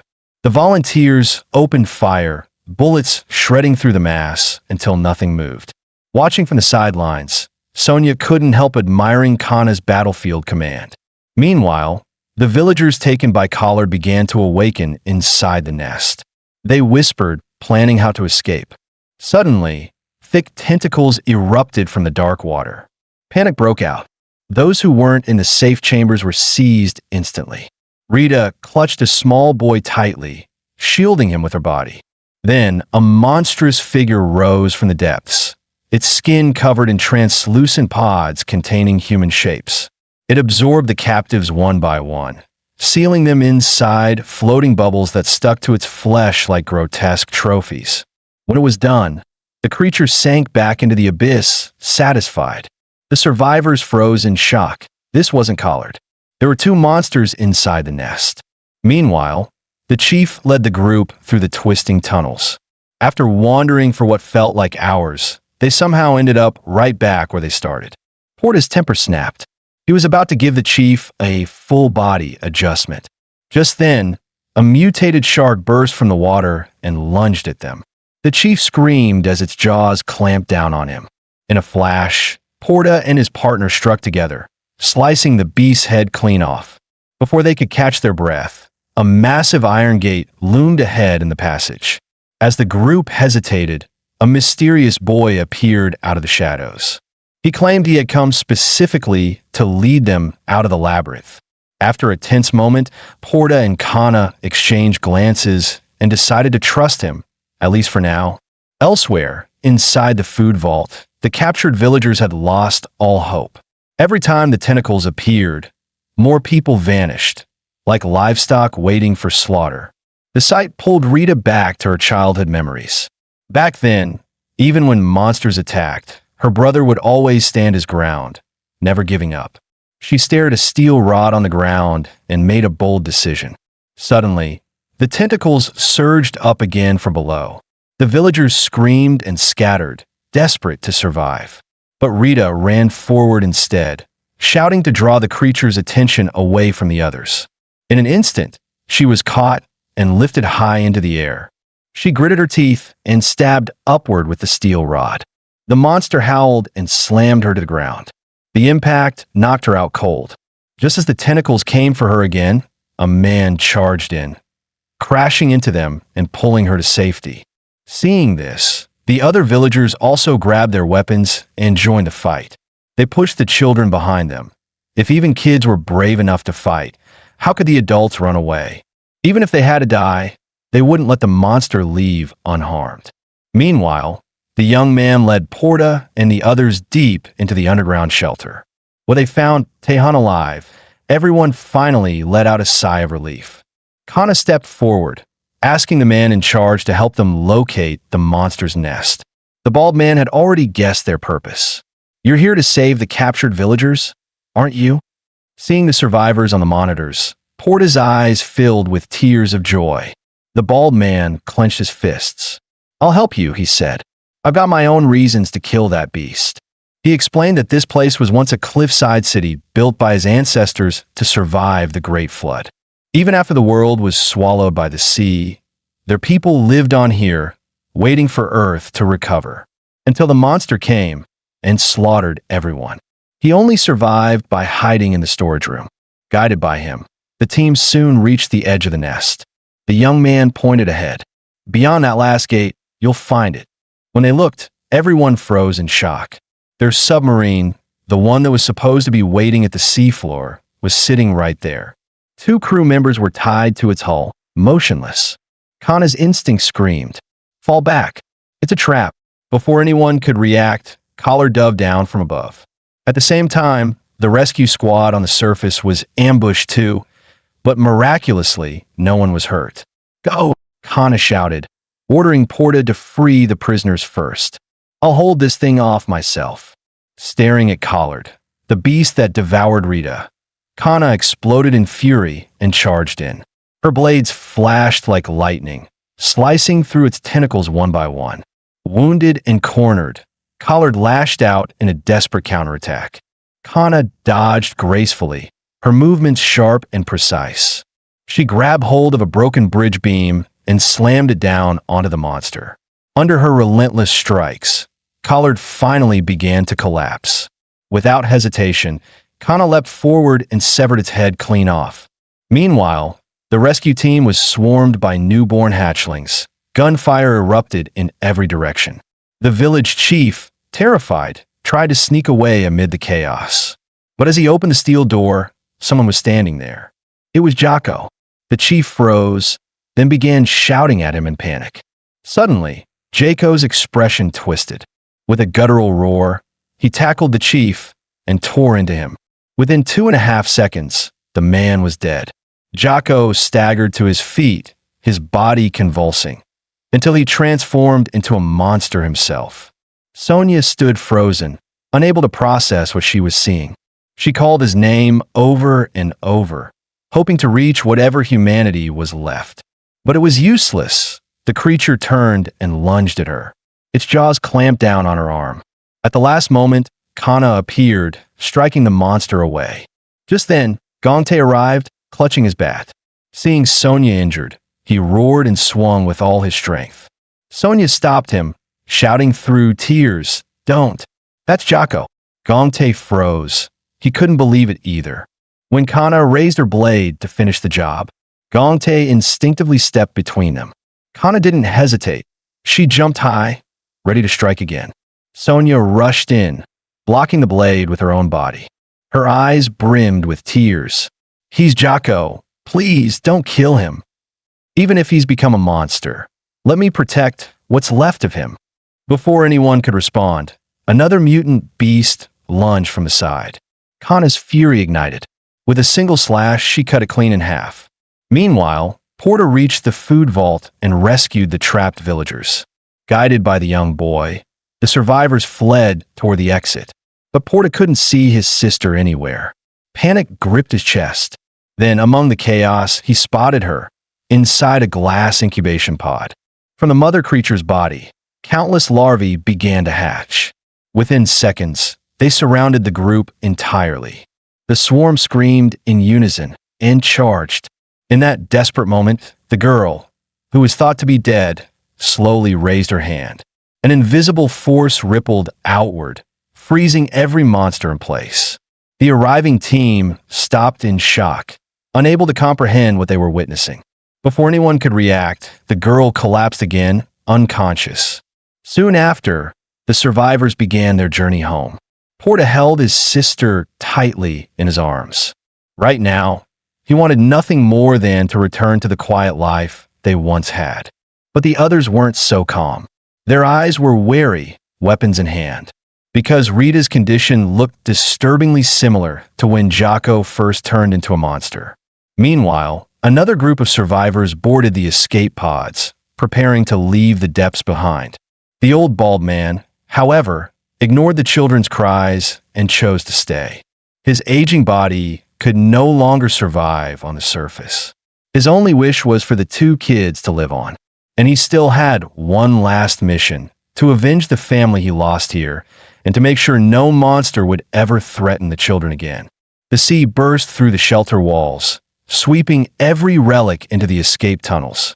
The explosion's shockwave shook the pods violently as the two children clung to each other. When the hatch finally opened, they stepped into a new world. Word spread fast. Villagers rushed to the port. When they heard that Collard was dead, cheers erupted across the harbor. Survivors from the ocean floor reunited with their families, tears and laughter mixing together.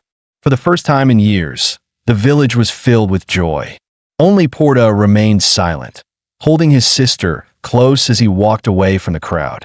The villagers watched in confusion, whispering among themselves. Soon, word spread about what had truly happened beneath the sea. Shock rippled through the crowd. Yet the treasures floating to the surface distracted them once more, greed overtaking fear. That night, arguments broke out over what to do with Rita. Kana stood firm. "She might be humanity's only hope," she said. "We're alive today because of her." But then Sonia asked the question that cut deeper than any blade. "If Rita ever turned into a monster like Jocko, could you kill her with your own hands?" After escaping from the incubation pod, Rita fell into a deep coma. During that time, her mind drifted endlessly through the darkness. In that void, a familiar voice kept calling her name over and over again. And when she finally saw who it was, Rita opened her eyes once more. Porta's family thought they could finally return to their peaceful life. But that very night, something went wrong. Rita, who once loved grilled fish, suddenly felt sick just smelling it. Hunger tore through her like fire. She grabbed a raw fish and sank her teeth in. As she savored that strange, primal flavor, an unfamiliar scent drifted through the air. Her body moved on its own, drawn irresistibly toward its source. In the next moment, she arrived, only to find the ground littered with corpses. She froze. The scent of blood was disturbingly sweet. Suddenly, a burly man burst from the shadows and kicked her hard across the floor. A gang of looters. They planned to keep the relics for themselves. Realizing the danger, Rita fought back with all her strength. In the chaos, she bit down on the man's hand. The taste of blood sent a shiver down her spine. Her mind started to blur. The man stared, horrified. The rumors were true. She was the infected survivor. Laughing, he smeared his bloody hand before her eyes, taunting her, not knowing he'd just sealed his fate. The smell of blood tore away the last thread of her sanity. With one swift motion, she swung her arm, decapitating him instantly. The others panicked, firing wildly in fear. But Rita moved too fast for them to aim. Her body was a blur. In a flash, one of the bandits was already on the ground. She turned to strike again, but the village patrol burst in, interrupting her attack. The bandits, desperate for a lifeline, screamed for help. One of them seized the chance and lunged at Rita while she hesitated. But the moment the knife pierced her flesh, the wound began to twist. A pulsating mass of flesh sprouted from the cut. The villagers gasped in horror, raising their guns in panic. Sonia stepped forward through the crowd, her hand raised to stop them. "Stand back. I'll handle this. She's no longer human." The berserk Rita roared and charged straight at her. Sonia's blade flashed through the air to meet the attack. Within seconds, the girl was thrown to the ground, defeated.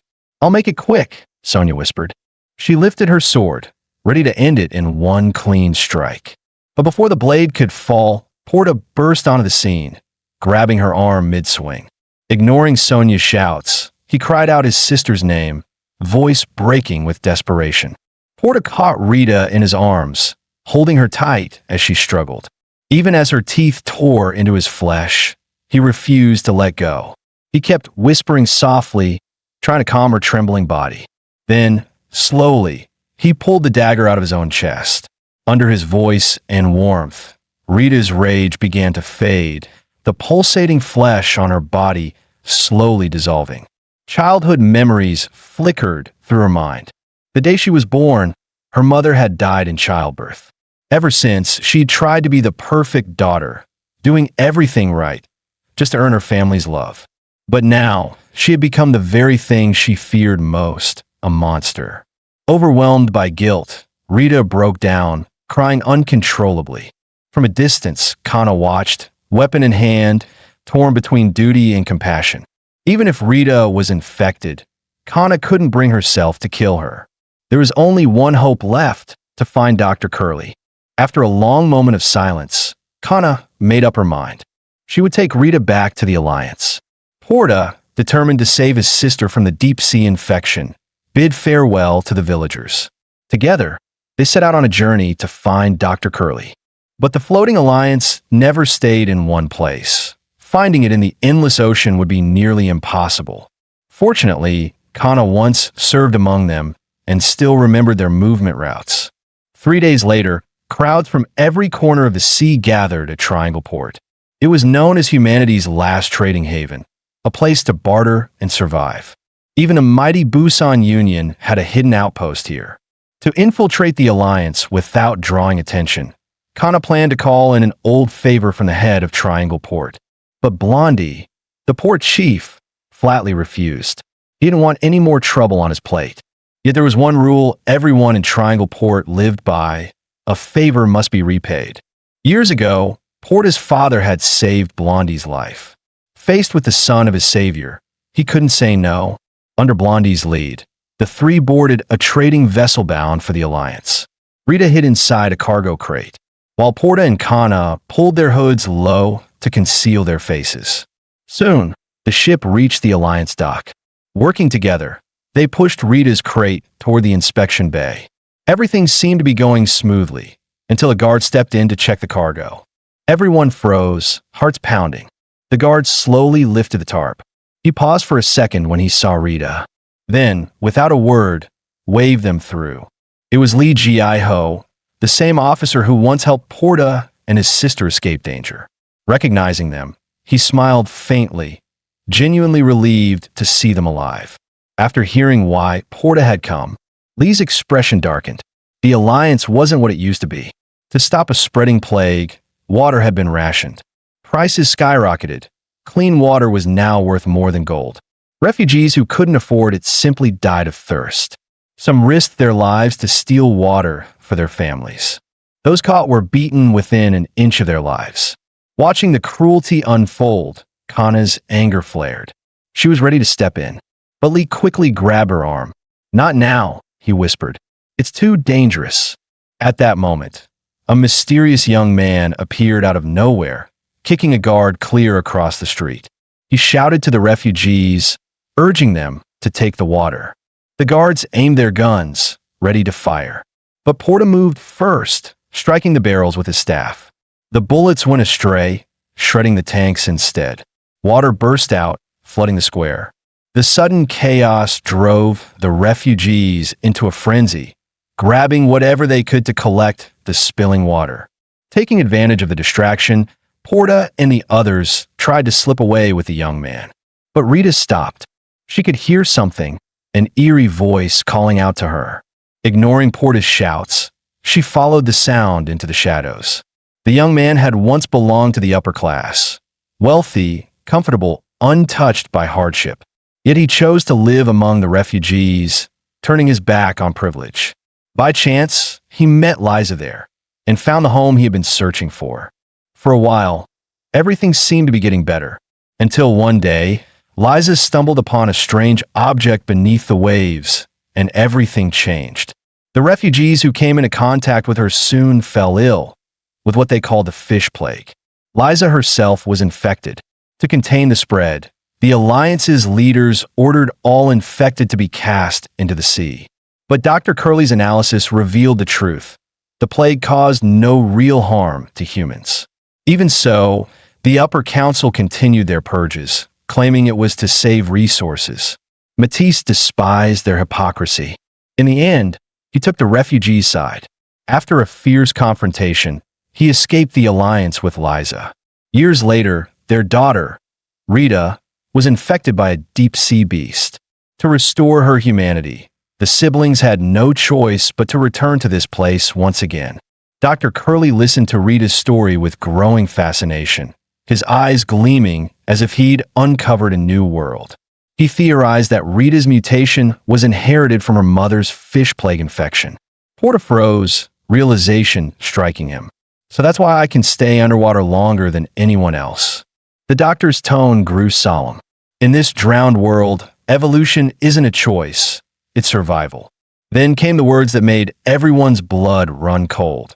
"I won't cure her. I'll study her. Rita may hold the key to humanity's future." A thunderous boom erupted from the containment chamber behind him. Rita's pupils dilated. She could hear that same haunting call again. Compelled by curiosity, everyone turned toward the sound. As Porta stepped closer, a chill crawled down his spine. And when he finally saw what floated inside the tank, he froze. It was Kintfloss, one of the 7 abyssal demons who had perished alongside his father. The group recoiled in disbelief. Kintfloss was no ordinary monster. His intelligence rivaled humanity's own. One mistake could doom them all. Porta realized then that the doctor had gone completely mad. There was no way he could trust this man with his sister's life. As they turned to leave, the door burst open. Captain Marduk entered with a full security squad. In the chaos, Dr. Curley injected a tranquilizer into Porta's neck.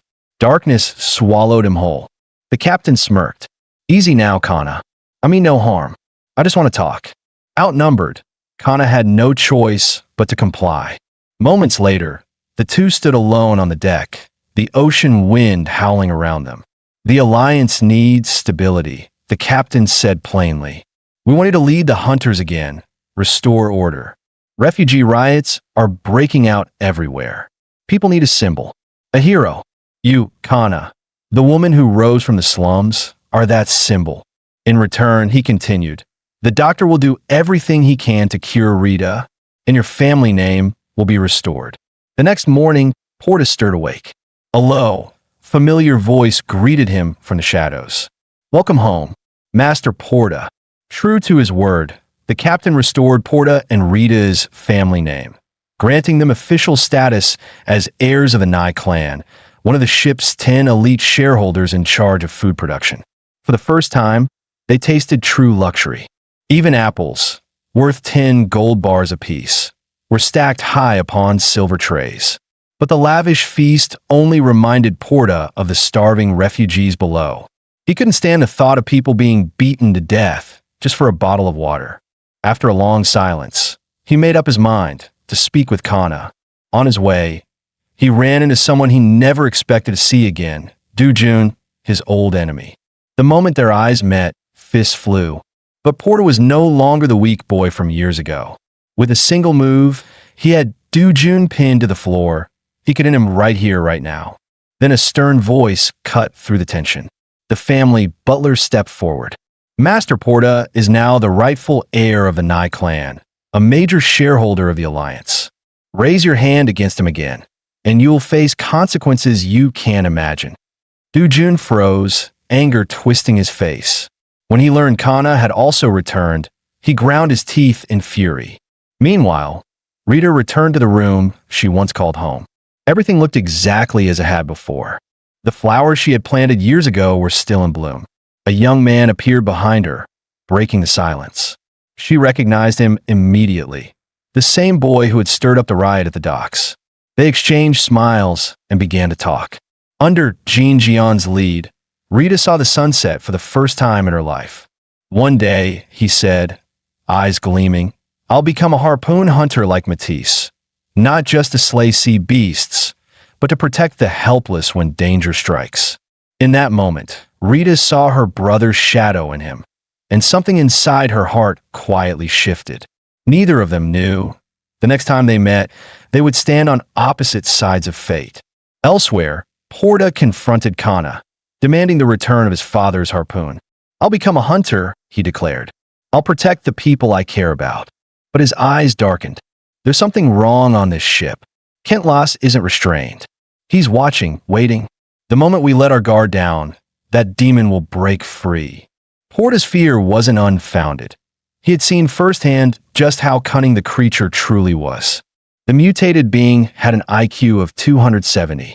It could reshape its tentacles to mimic human form. It taught itself how to unlock the containment chamber. Once freed, it unleashed its vengeance. Against it, humans were nothing more than prey. A group of harpoon hunters retreated into the refugee district, slamming the bulkhead doors shut behind them. For a brief moment, they thought they were safe, but the creature had already learned how to use the controls. The moment the doors slid open again, the entire refugee camp became a hunting ground. The hunter squad arrived, weapons drawn. Prone, desperate to reclaim his lost title, burned with rage and pride. He swore to slay Kentlas, the demon before him, with his own hands. But before he could even move, a claw came crashing down from above, and in a single blow, he was smashed into the ground, motionless. The refugees' hope shattered into despair. Screams filled the air as they rushed toward the exit. But the gates had already been locked, sealed by the orders of the upper command. At the last second, Porta arrived on the scene. "All hunters, open fire," he shouted. The creature's skin was thick, but even it began to bleed under the storm of bullets. Suddenly, from above, Porta and Kana descended together. With a single strike, invincible tornado, they sent the monster staggering backward. Their teamwork was flawless. Tentacles flew in every direction. Kana leapt forward, weapon raised high for the final blow. But a gunshot rang out. The bullet tore through her body. The creature seized the chance, whipping its tentacle and hurling her across the battlefield. From the shadows, Dujun lowered his smoking gun. He'd rather see her dead than watch her become a hero again. Kana's fall gave the monster its chance. It roared and tore through the perimeter. Watching the sea beast they'd risked everything to capture break free, Kana's fury exploded. She hurled her weapon like a spear. It slammed into Dujun, knocking him off the platform.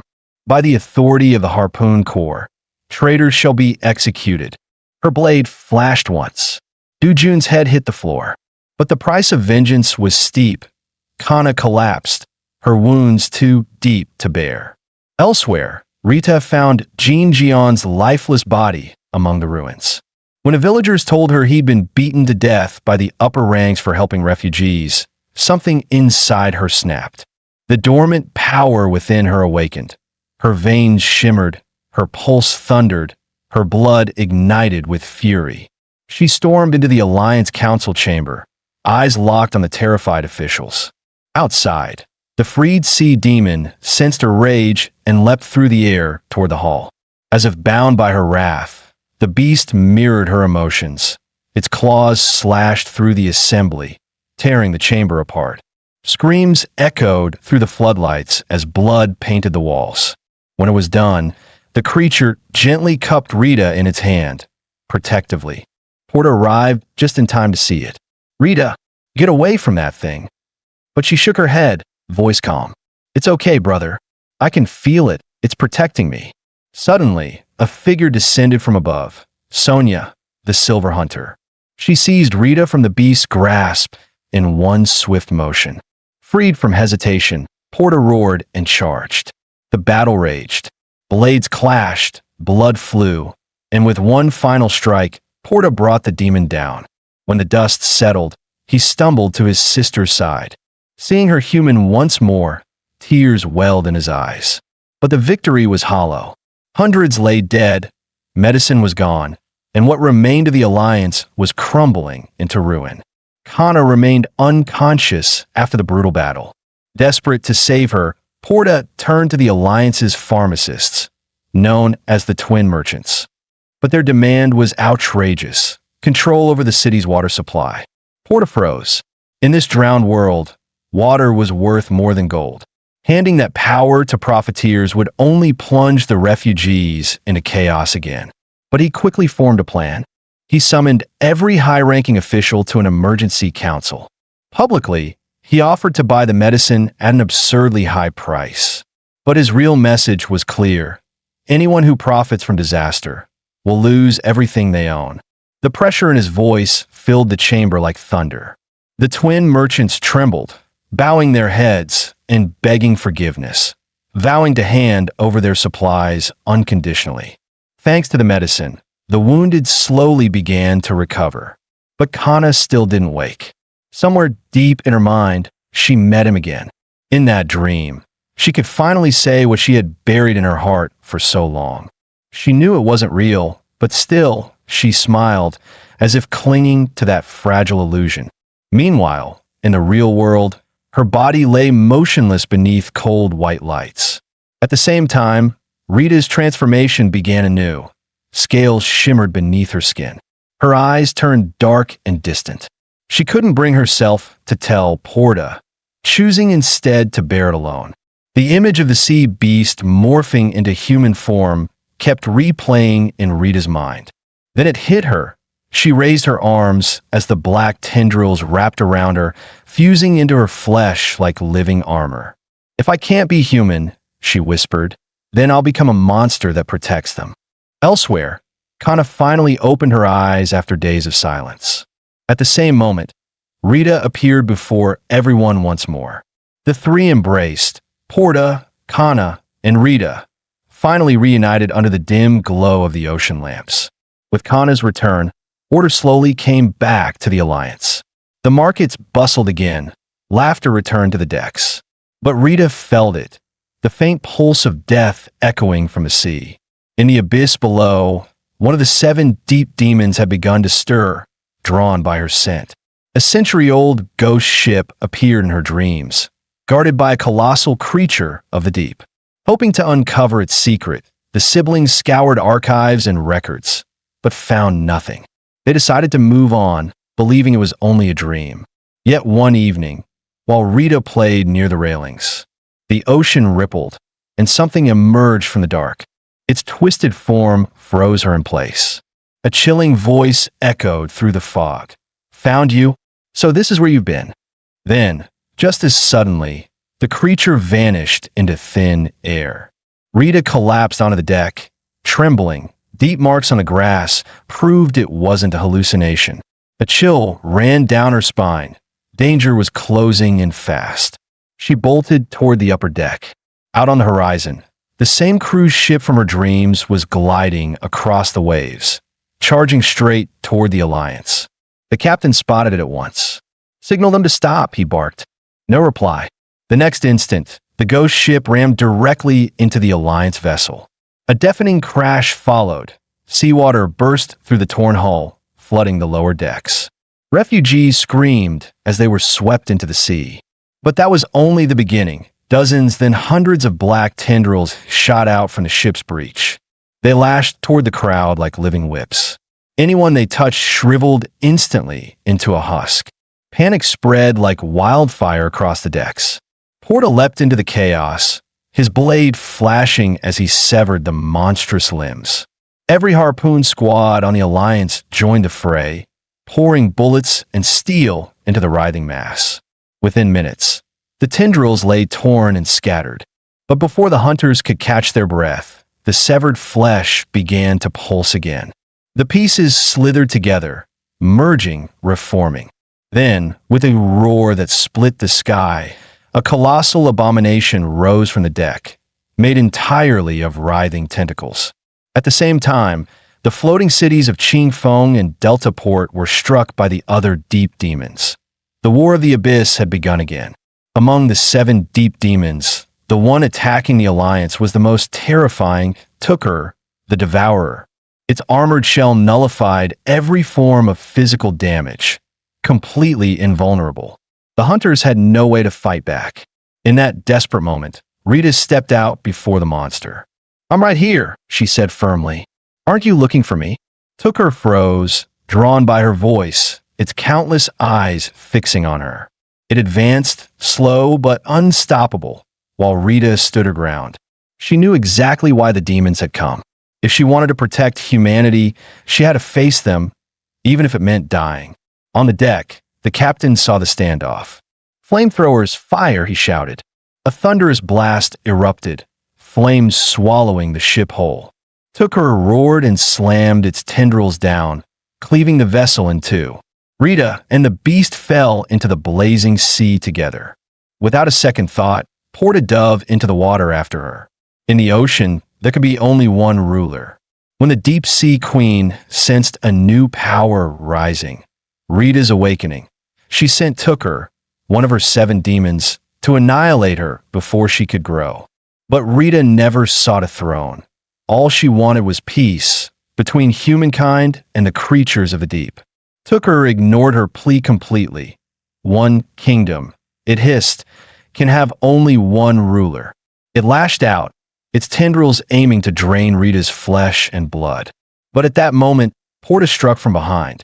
Before anyone could react, a wrecked warship came crashing down from above, slamming into Tukur and driving it deep into the abyss. Yet the blow barely hurt it. The demon tore free of the wreckage, roaring and lunged straight at Porta. Seeing her brother in mortal danger, Rita's power finally awakened. "Today, I'll kill you myself," she roared, her eyes glowing ocean blue. But Tukur's regeneration was monstrous. Its wounds closed in seconds. Taking advantage of her brief hesitation, it whipped out its tendrils again. Rita couldn't dodge. The strike hit her square in the chest. Her body went limp, the light fading from her eyes. Porta screamed her name, rushing to save her. But a massive tendril rose from the depths, blocking his path. Then, the Rita that had been struck began to dissolve into mist. It was only a decoy. The real Rita had filled it with poison. As Tukur absorbed it, its flesh began to melt and collapse from within. Seeing the monster still twitching, Rita drove her tendrils deep into Tukur's body, draining the last of its flesh and blood until nothing remained. At the same time, seawater poured into the ship's lower decks. The massive vessel began to tilt under the pressure. Refugees slipped and fell, plunging into the rising flood. The Alliance was on the verge of sinking. From below, Rita shot upward, her tendrils latching onto the broken hull to seal the widening breach. "Stop! Pull them back. Porta shouted. They'll see you as a monster. Rita gave him a faint smile. She knew there was no turning back. Only she could save them now, even if it meant becoming what they feared. With a defiant roar, hundreds of tendrils burst from her back.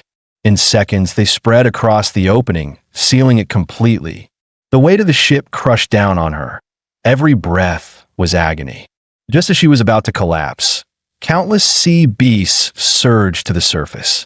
They dove into the flooded decks, forcing the seawater out through their bodies. Slowly, the ship began to steady itself. Rita reinforced the final cracks, completing the seal. Then, her strength gone, she drifted down into the deep. Porta lunged forward, catching her hand. Rita, stay with me, he screamed. Her eyes fluttered open at the sound of his voice. But suddenly, she commanded her tendrils to strike him.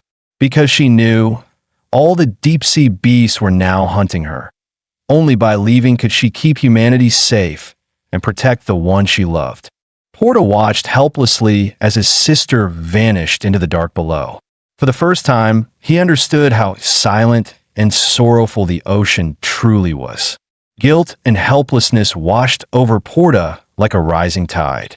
The deep-sea beast rampage had finally enraged all of humanity. The surviving factions united at last, ready to strike back and hunt the monsters of the abyss. Porta remembered what his sister once told him. In her dreams, she'd seen the monster's nest near the wreck of the cruise liner. Tucker had used that same ship to attack the Alliance. If they could locate where the vessel sank and retrieve the black box, they could find the demon's lair. With the help of the young prodigy, they soon pinpointed the exact coordinates. It lay deep in the Pacific, near the Emperor Seamount. Following this lead, everyone gathered at the floating fortress, humanity's final stronghold, vast as 6 Alliance colonies combined. Just as preparations began, a sudden shout echoed through the hall. At the mention of Shield Beast, Kana spun around instantly. The sight before her froze her in place. The creature that had slaughtered her parents, someone else had already killed it. A flicker of disappointment crossed her eyes. Yet curiosity followed. Who could possibly be that strong? Sonia noticed her expression and pointed to the side. There's only one person capable of killing a deep demon, she said. Clark Miller, the 6-star harpoon hunter. Out of respect for the man's power, Porta stepped forward to greet him. But Miller didn't even glance his way. Instead, he walked straight to Sonia and pulled her into his arms. Sonia froze. She wanted to resist, but her body refused to move. As his former teammate, she knew all too well. In front of Miller, she was nothing more than an insect. Thankfully, Prown stepped in to break the tension. Miller's cold eyes shifted to the mark on Prown's arm. His lip curled into a scornful smirk. Teaming up with this trash? You've fallen so low. The insult made Porta's blood boil. He clenched his fists and stepped forward. For a heartbeat, their eyes locked. Then both men threw their punches. Before the blows could land, Kana appeared between them, forcing them apart. We're here to fight monsters, not each other, she shouted. Miller froze, staring at her. His gaze fell upon the crimson crest on her chest, the scarlet heart, the mark earned by slaying one of the 7 demons. His expression softened. I've been looking for hunters like you, he said. Join my squad, and I'll make you my vice captain. Kana smirked, shaking her head. Not interested in your ranks or titles. Meanwhile, back at the research deck, Dr. Curl analyzed the cruise liner's recovered data and finally uncovered the key to the deep-sea beast's evolution.